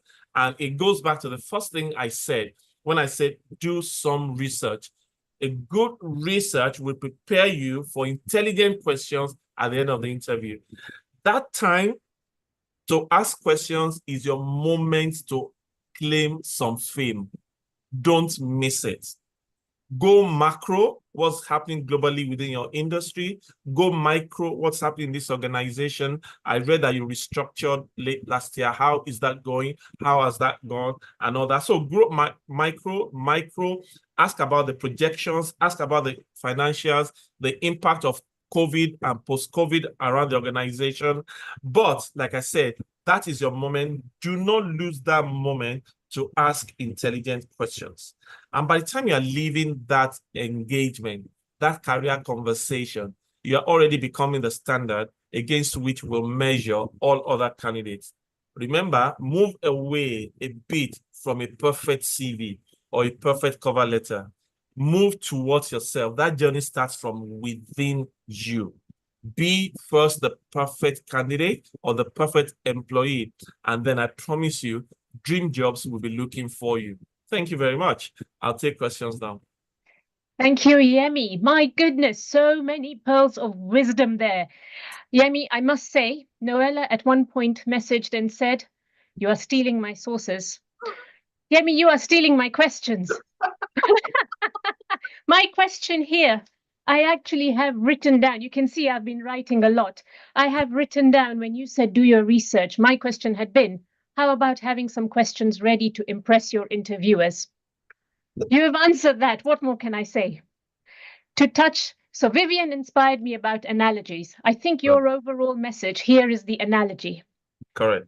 When you go to an exam and you are asked a question, don't put down everything you know. What is the question asking? What is the job description? And then you respond accordingly. Right. So those were my two takeaways. And my third one being, have a USP. Stand out from the crowd. Right. Communication, linking back to grooming that Namita mentioned at the start. And self-confidence that Vivian touched on. So it all comes into, a package. Thank you. A quick question for you, Yemi, if that's Yes. okay. Slightly related, but maybe a bit different. So you mentioned when you are in the waiting room, grow, increase your capacity to match the opportunity. Right. I think it would be useful to know from your experience for people who are coming back into the workforce, you yourself being in the recruitment field, what are employers looking for in candidates who are returning to workforce after a break? Because of course, those of us applying, and I have gone through this where I was unsure, what is expected? So in your experience, what are you looking for? Is it any different? I did actually take a career break at some point. Yeah. So I moved over from a job and I thought I was going to start my own thing, but it was in the year of COVID. Yeah. And then COVID did not allow me the way I wanted to. Yes. And then I went back into 8 to 5. But I promise you, in the 3 months that I was trying to do my own thing, what I saw after that was me pivoting from HR into leadership. Fine. Okay. That provided an opportunity for me, a great deal. I'd been doing stuff around leadership for like maybe prior to that time, 6-7 years. But for the 3 years, I actually had time to start following our sources. Noella and I, our sources, the Simon Sinek of this world, the John Maxwell of this world, Gary and all that. I took time to study them, to listen to them, their podcasts, their books, the audios and all that. And I could therefore sell almost a new individual to the new employer I was talking to at that time. And guess what happened? I moved away from being head of HR in my last job to being chief corporate services officer, which meant it was HR plus other roles, HR plus admin plus legal. I'd never done legal. I'd never managed legal, plus corporate communications, plus training academy, plus coaching academy. It was the opportunity for me to learn and pivot that presented itself, and I was able to articulate that. So whilst in the waiting room, go deep in the area where you are at the moment, and then go broad, learn new things. So that's a T-shaped approach that I have embraced from a learning perspective. So go deep and then go wide. there is no way opportunities wouldn't come to you. So while you're waiting, please keep growing. That's fantastic. Thank you. And yet again, it beautifully ties in with something we heard as well earlier from, I believe, Vivian. Take charge. You are in charge of your own growth. So take charge. Yemi, I have so many more questions and very little time. So I will kindly ask if you can also have a look at the chat. I think there are some questions coming up for yourself. But thank Yes. you again for your time today and Yes. an insightful session. Thank you. I saw someone saying that if I don't start from my CV, how do I get a job? I'm not saying don't have a CV. Okay. The point is don't focus so much on the CV that you're not focusing on self-development. The Fine. CV will be there, but like I said, a perfect CV is a red flag. We know what AI can do. We all know AI will write that CV for you. And we all know smart recruiters know the language of AI. Yeah. If I know somebody fresh out of school and I see what they write, I know it's AI. And for me, like I said, it says to me that the individual is not taking initiative or being creative. You are dumping everything on technology. So I'm not saying ignore the CV. I'm saying focus more on self-development and get yourself ready. I just said I quickly answered that question. Yeah, no, makes sense. I mean, it's a different world we're living in with AI. But as you say, AI cannot give you your own USP. You do the work on you, and that will come across to smart recruiters, as you say. Thank you again, Yemi. Big round of applause. Thank you so much. Thank you. Fantastic. We have looked at, what have we looked at? Top performers. We've looked at CVs. We've looked at self-esteem, imposter syndrome. What we are going to look at next is the transition, the emotional transition of going back to work. So I would like to invite Priyanka, excuse me, to speak about this. And I'd like to say a few brief words about Priyanka before we do. So Priyanka is the founder and CEO of Sound Healing India.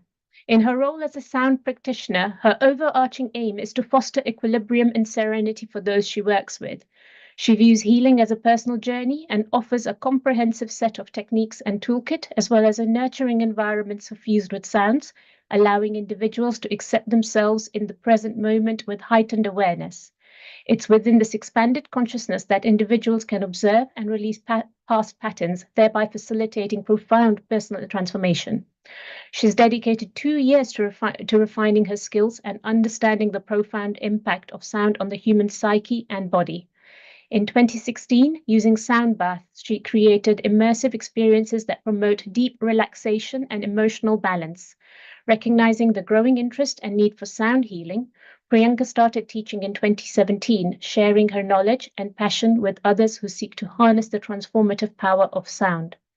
Her approach is rooted in the belief that each person carries the innate ability to transform their lives, and with her role to provide the guidance and support necessary for this journey of self-discovering and healing. Absolutely amazing, Priyanka. Welcome. Thank you. I believe you're on mute. There you go. Perfect. Thank you so much, Hina, for introducing me. I joined a little late, but I did get a chance to listen to Vivian, Blessing, and Yemi, and I believe that little that I know and the little that I'm going to share here with everyone is going to be very, very different from everyone else. I'm afraid that I might be off topic, but I'm confident that even though it is off topic, there's a strong belief with which we work. Everything outside us is the reflection of everything inside us. I'm not sure how many of you will agree to anything that I say here, anything that I speak. But the fact that I'm a sound practitioner, I've been taught, I've learned, and it's now a developed habit to continue listening. And here, I actually want to invite each one of you to simply hear me out. And then process everything that you hear, which will automatically translate itself into listening, there is a thin line difference between hearing and listening. When you hear, you simply make note of those sounds around you. And when you listen, you internalize that sound. You understand that sound. You process that sound. You respond and also react to that sound. So the question arises that all the insights and the sharings that we have heard from all the beautiful speakers here, were we hearing them or were we also listening to them? If we were only hearing, then we might as well go back to the recordings of this session and start listening. That's a simple change in the way we use these tiny instruments given to us by God. So while I'm speaking, I would like to invite you all to not just hear, but also listen. And while you're listening to me, please listen to yourself. Very important. So the next question arises, do we really listen to ourselves? Have we learned to listen to ourselves? Just a question that I want to throw out there, and I want each one of you to think about it in this moment. Do we listen to ourselves? Have we learned what listening actually means? Are we active listeners or are we passive listeners? Ask this question to yourself. Why do you think I'm asking this question? And I'll take you through the answers with a little exercise. I want each one of you to participate. It's just a suggestion, it's just a request. Please participate in this experience. And based on this experience, we will exactly understand what it is to listen to our inner voice. And why is it so important to listen to our inner voice? Let's start by focusing on ourselves. Can you, in this moment, visualize yourself? Take a moment and visualize yourself. Simply imagine yourself. And right in front of you, visualize your mother and your father. It's an interesting journey, trust me. Trust me for this moment. I know I'm a stranger, but trust me for this moment. Visualize your mother and visualize your father right in front of you.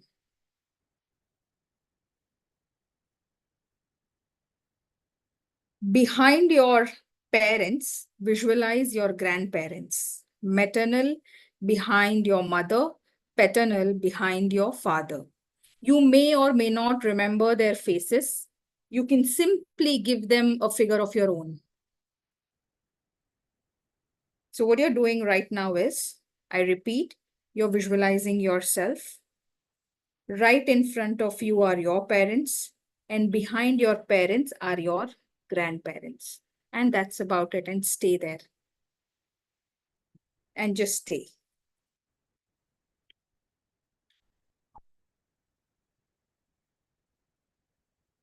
See if you can continue to visualize this ancestral chain a little farther beyond to around 20, 50, or 70 years ahead.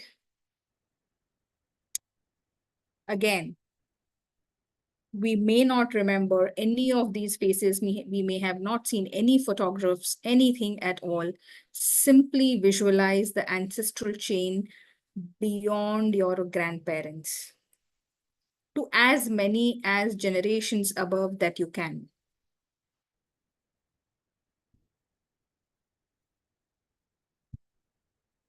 Take a deep breath there and stay.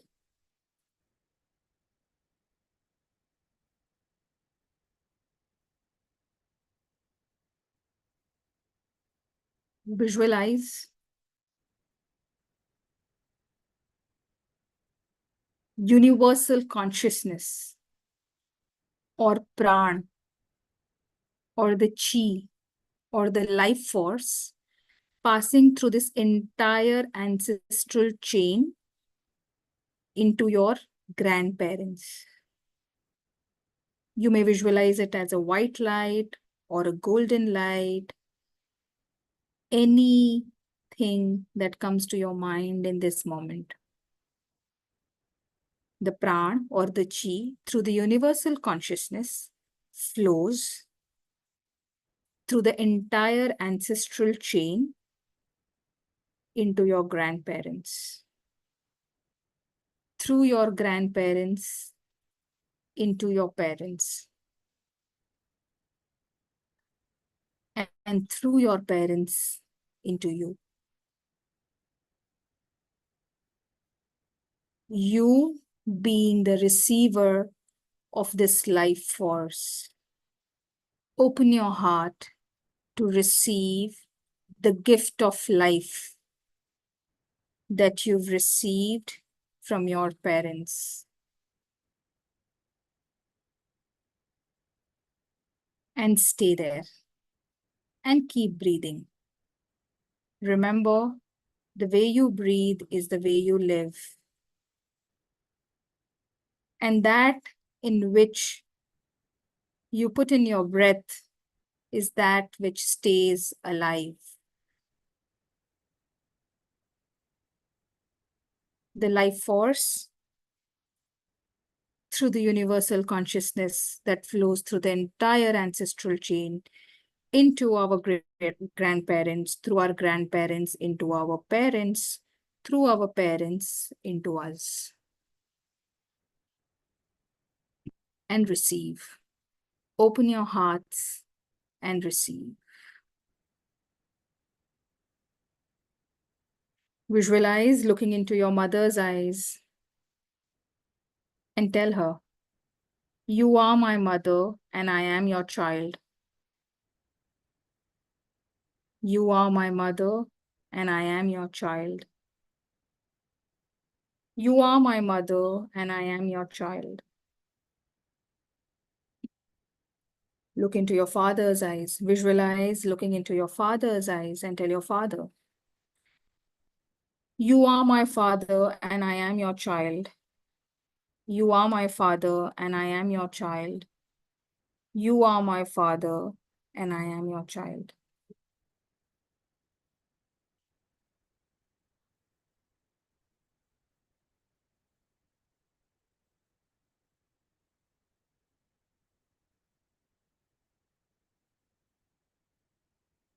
Bowing down in gratitude to the life that you're living in this moment. It is the same life that you received at the conception.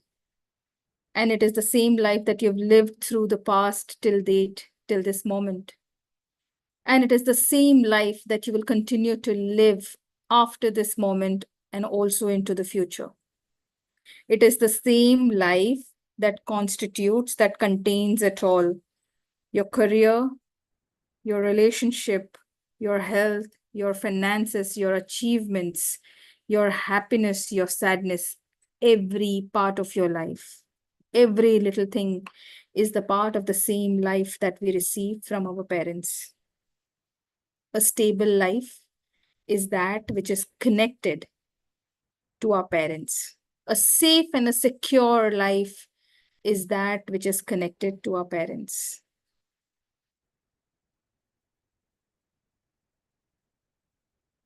Acknowledging that I come from that parents, I come from them.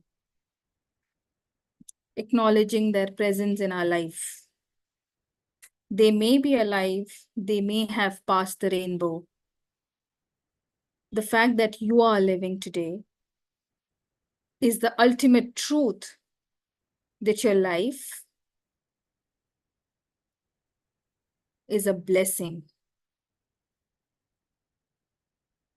Honor the life that you're living by actually living it. So my next question is, Do we accept this life? Are we in rejection of this life? Do we honor the life that we are living? I would love to read your answers in the chat box. Do we honor the life that we are living? Do we accept the life that we are living? Are we in rejection of the life that we are living? And how do we know if I accept my life, if I honor my life, or if I am disconnected to my life?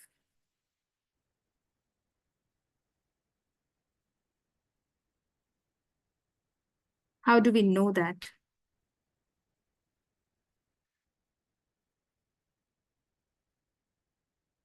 Beautiful answers out there. I honor and accept with gratitude the life that I'm living.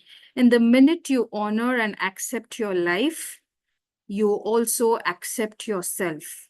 And the minute you accept yourself, you automatically are accepting your parents. The only way to honor and accept this life is by honoring and accepting yourself. And the only way to accept yourself is to understand and accept your roots.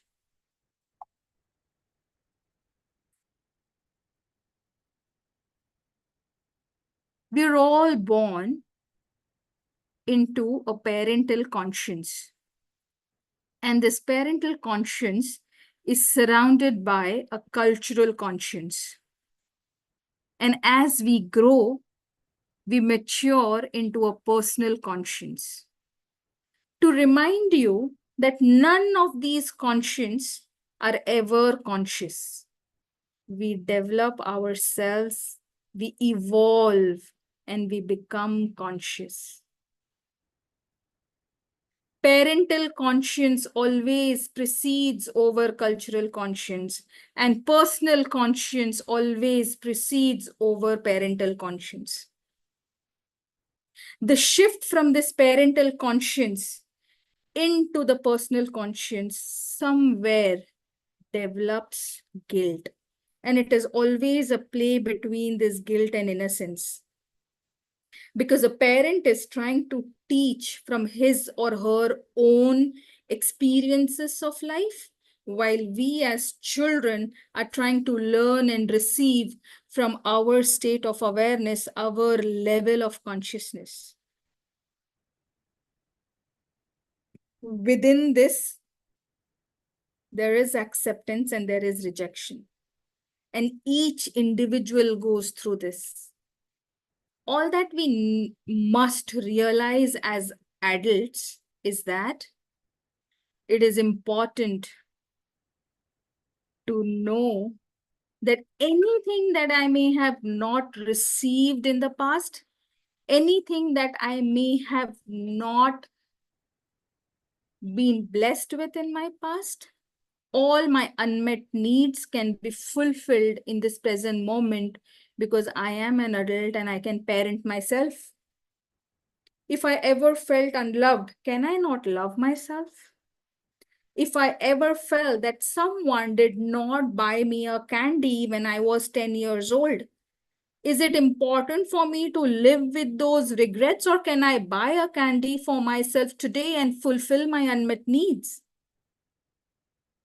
Or am I supposed to get stuck with those emotional unmet needs? What happens in the run is we somewhere forget to face our own emotions. We forget to face our own emotional self.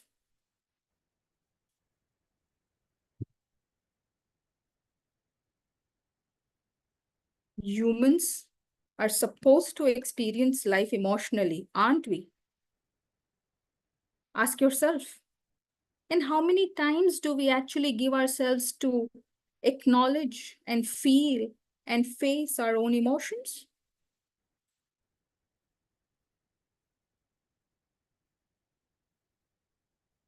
So am I being honest to myself?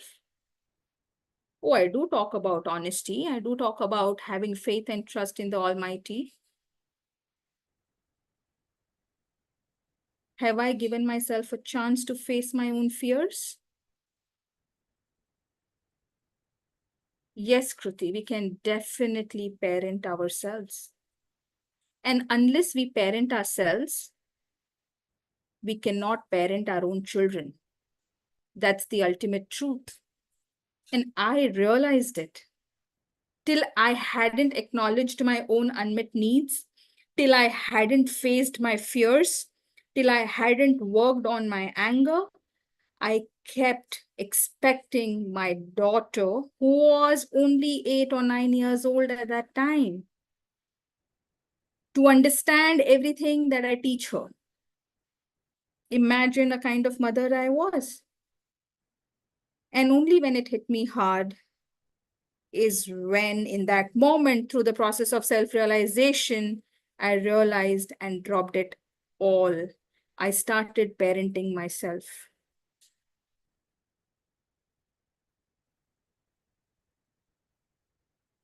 It was one conscious step towards facing my own limitations.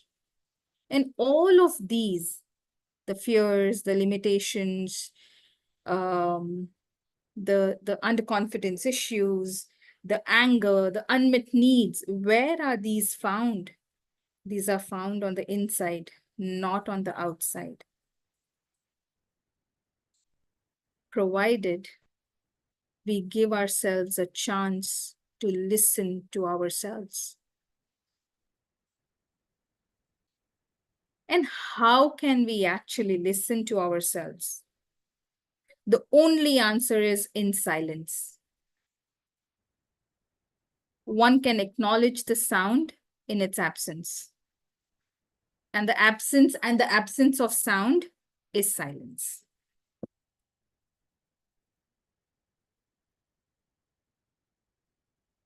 Now, what does silence actually mean? What am I really talking about? Is this silence the silence in the ambience around me, outside me? Really? I can sit in a forest and can I really feel silent? Amidst nature, can I actually feel silent? I think I'll feel calm and relaxed, but can I feel silent?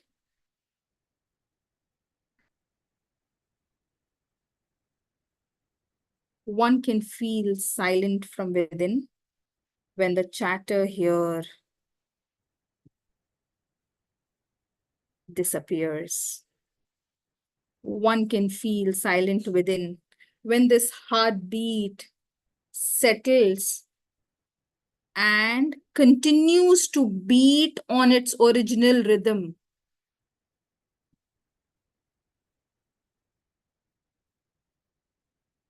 The idea is to attain silence by bringing or inviting silence, by reducing this chatter, and by bringing synchronicity between this breath and the heartbeat. How is that possible?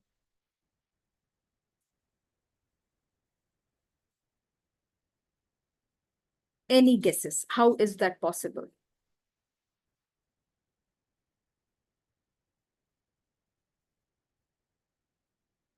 By using one of the least utilized and acknowledged instrument, which is our own voice. How many of us have actually learned to use our voice? To not raise our voice. I don't really believe in raising my voice. I don't believe in voicing up. I believe in using my voice wisely.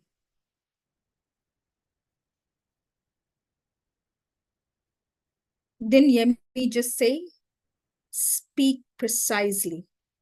Don't talk too much, don't talk too less.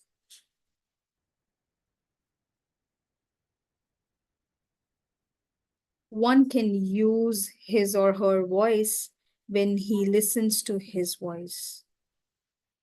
Do we listen to ourselves? do we listen to ourselves?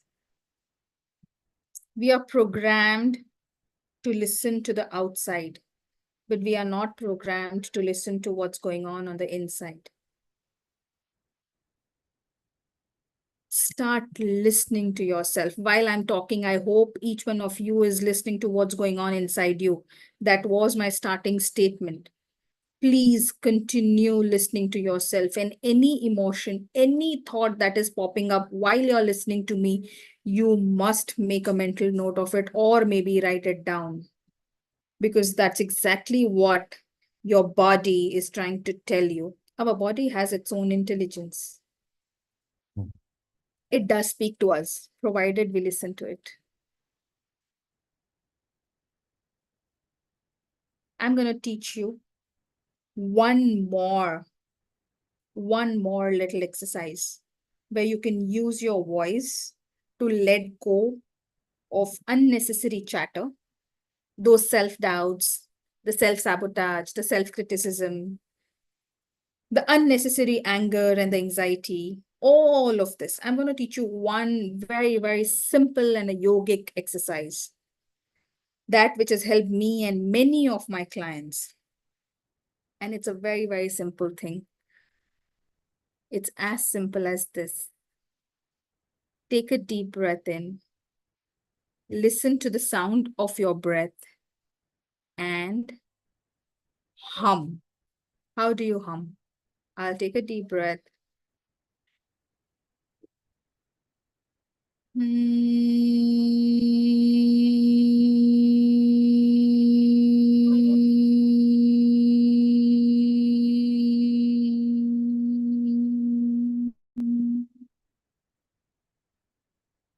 And I'll continue to hum till my exhale happens. Till my exhale happens. Humming is one of the most powerful ways to use your voice. There's a research on humming. Let me actually say this. When you hum, the cells around the nostril release or puff nitric oxide, NO, a molecule named nitric oxide. And this nitric oxide is a natural painkiller, a neurotransmitter. It reduces inflammation and swelling and aches and pains in the body. The puffing of the nitric oxide is hampered because of the sleep issues, because of the eating disorders, because of the lifestyle stress, overthinking, obesity, etc. But if we can hum, our cells in the body automatically start puffing nitric oxide, which is actually a healing molecule in itself. You can actually Google and read about it.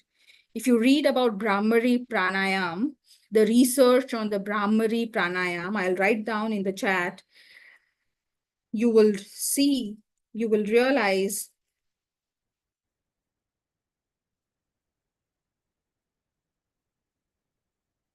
the benefits of simple humming technique. It not only helps us on the mental and the emotional level, but we've had people who've come to us mentioning that how they're sleeping well only and only with humming.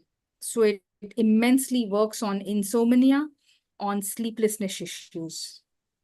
When we sleep well, we wake up fresh. And the minute you wake up fresh, there's clarity in your thoughts. And the more clear you wake up, the more easy it is for you to think about what do you want. And you will be able to listen to yourself clearly, not with the chatter in your head. So 2 exercises, quickly revising it for you. One is humming that we just did. The second one, every day, every single day, look into your father and look into your mother's eyes, visualize and reconnect with themselves. Reconnect with them to reconnect with yourself. Reconnect with yourself to reconnect with your life. Reconnect with your life to understand yourself emotionally. Understand yourself emotionally because everything that you're trying to achieve outside you is the reflection of everything that is inside you. If you're trying to go there, put yourself out there for an interview, to get a job, or to decide the next career path, or maybe you want to change your path, unless you know who you are and what exactly is there, you will not be able to achieve that.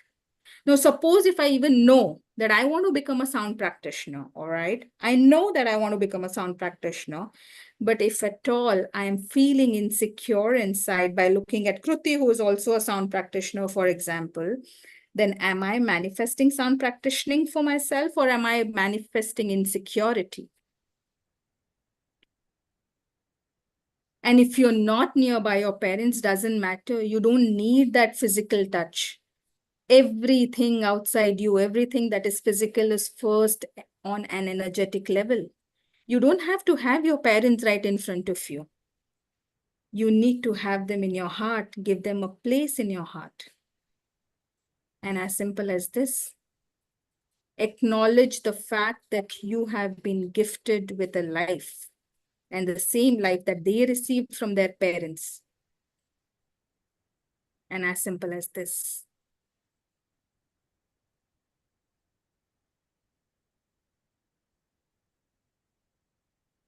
And then there is silence like this. I hope the sound of my voice helped create some silence in people's heads at this moment. And there I conclude. Thank you. Thank you so much. Priyanka, I'm at a loss for words. I must say that was not only powerful, it was also very emotional.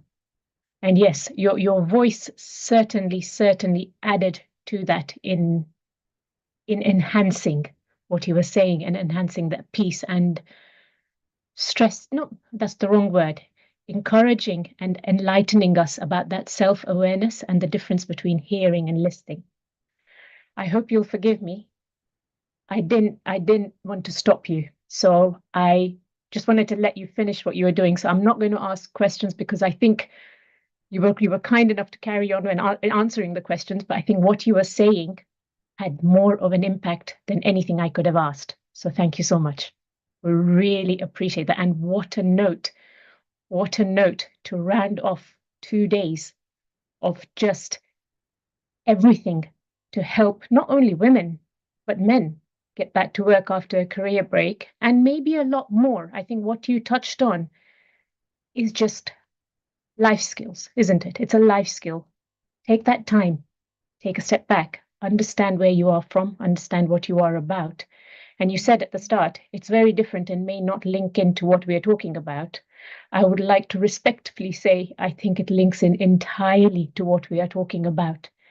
What you have said enables us to take charge of ourselves and understand where we are, build that confidence in us, and then I think take that out into the world.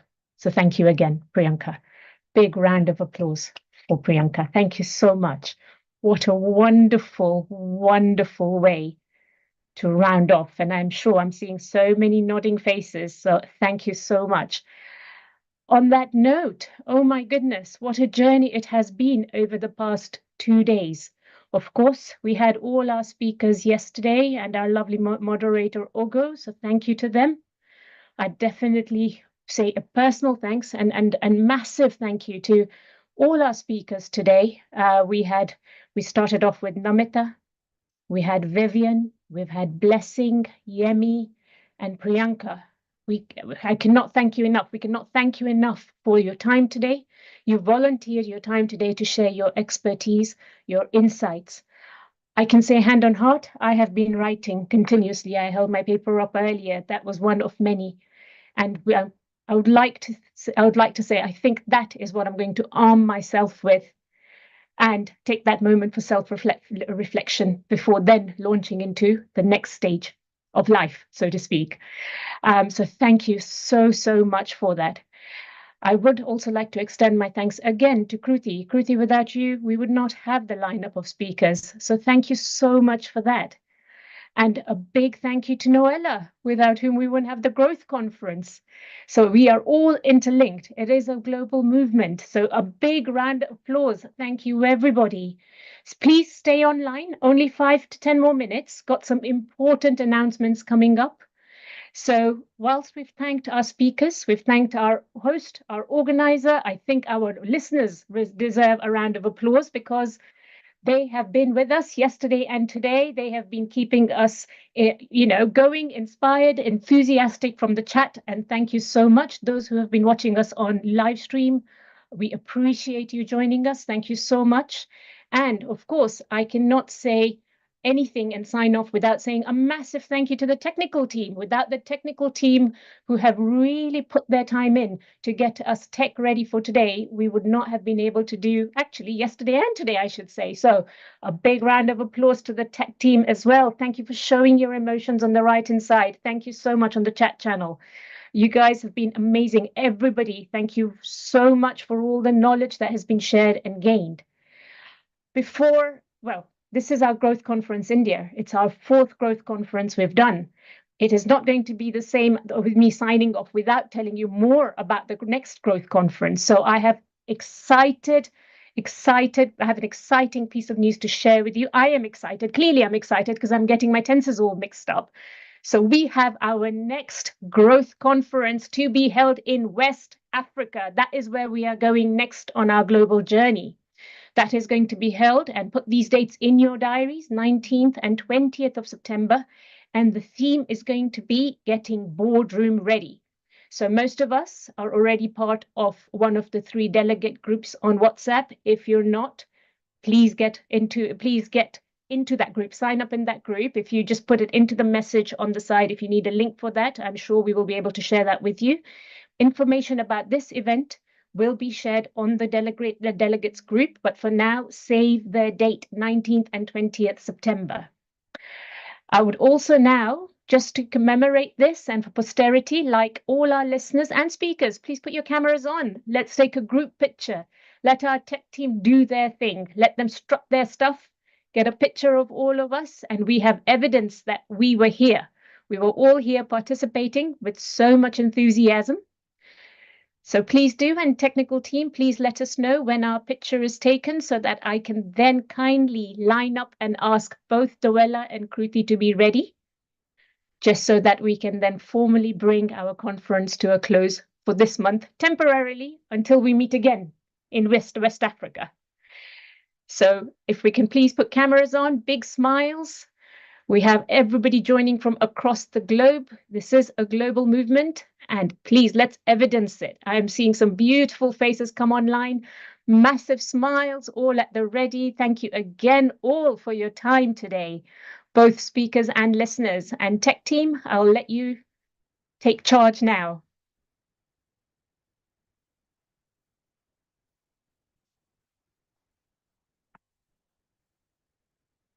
So while we wait for them, pictures have been taken. There you go. Thank you so much for confirming that. I believe we have a slideshow to appreciate the organization team.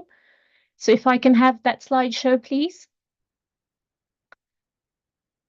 So just hold on there, everybody. There you go. Celebration what we gon' do for our life. We go day all night over my Lola, my Raleigh, Ajayi, Aramoto, Amado, Quebo, Shiludo, my Lola, my Raleigh, Ajayi, Aramoto, Amado, Quebo, Shiludo. Yeah. You go play with your patience. Clean out, I don't like pretense. I want the blessings within my location. But Thank you. Thank you so much. Noella, may I kindly invite you to say a few words, followed by Kruti, if that's okay? And then we can formally bring this to a close. So I hand over the reins to yourself, Noella, and Kruti thereafter.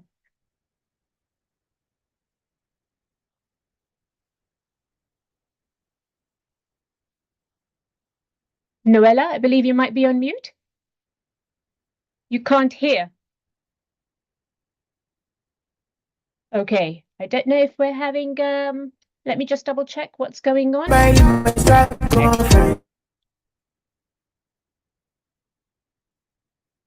Can you hear me now? Ah, you cannot unmute. Okay, bear with me a second. We are going to fix that, Noella.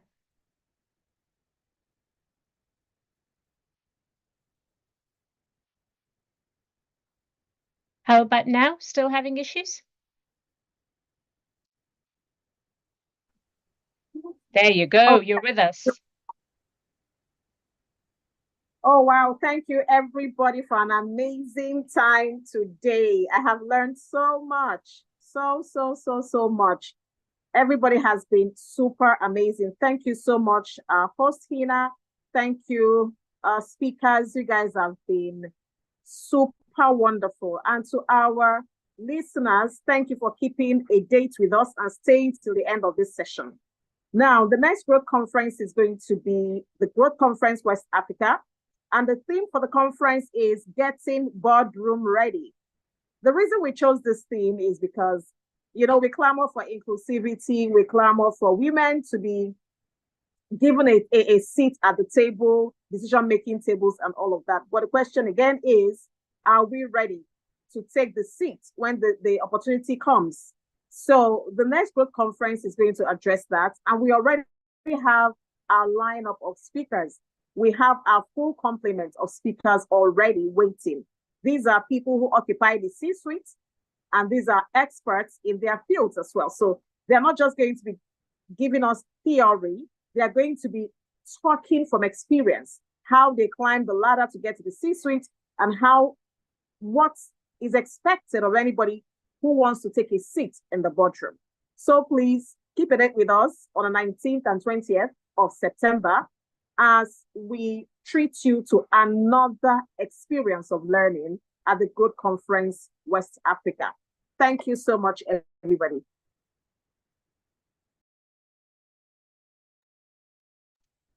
Thank you, Nola. These conferences are not possible because without your visionary thinking and your leadership, under your leadership, only it is possible. And I have personally learned so much after being associated with you, Nola, and so many opportunities that you have given me.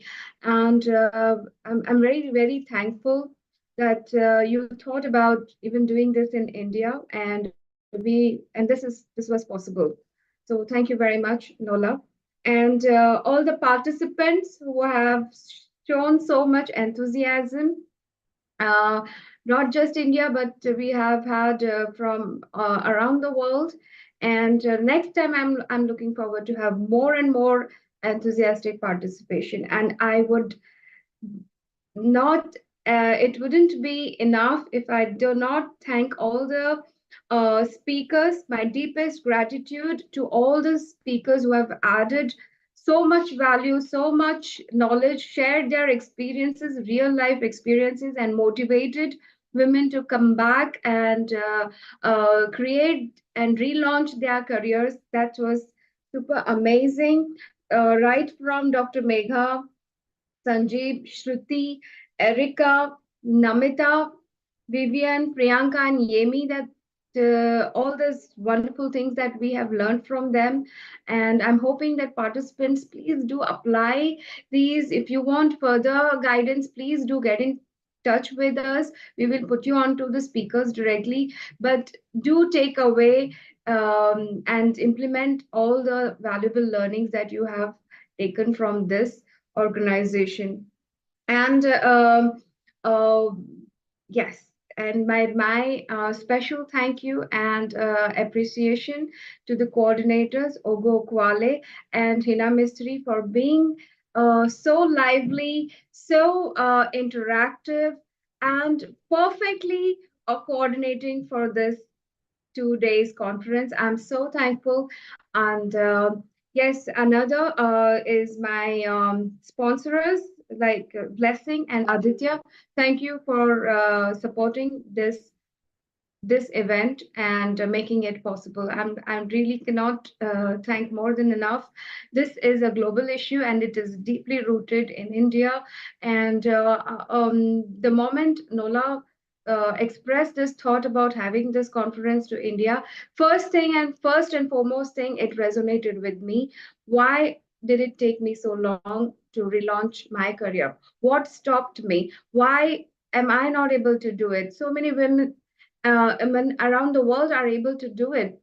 It's all the speakers that they have added value to it, whether it is the performance, whether it is the CV, whether it is your mindset, whether it is the fixing the gap, whether it is your inner voice, what we heard from Priyanka, which was the last speech, but it was so bang on. And I'm so happy that we did it. Thank you, each one of y'all, for your support. And I'm really glad that we did it. Thank you. Thank you very much. Thank you so much, both of you. Thank you, everybody. And with that, we can formally close our session for today and a wonderful 2 days of lots of insight and inspiration. So thank you, everybody.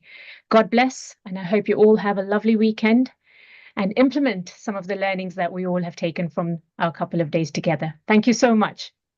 Good afternoon. Bye. Thank you.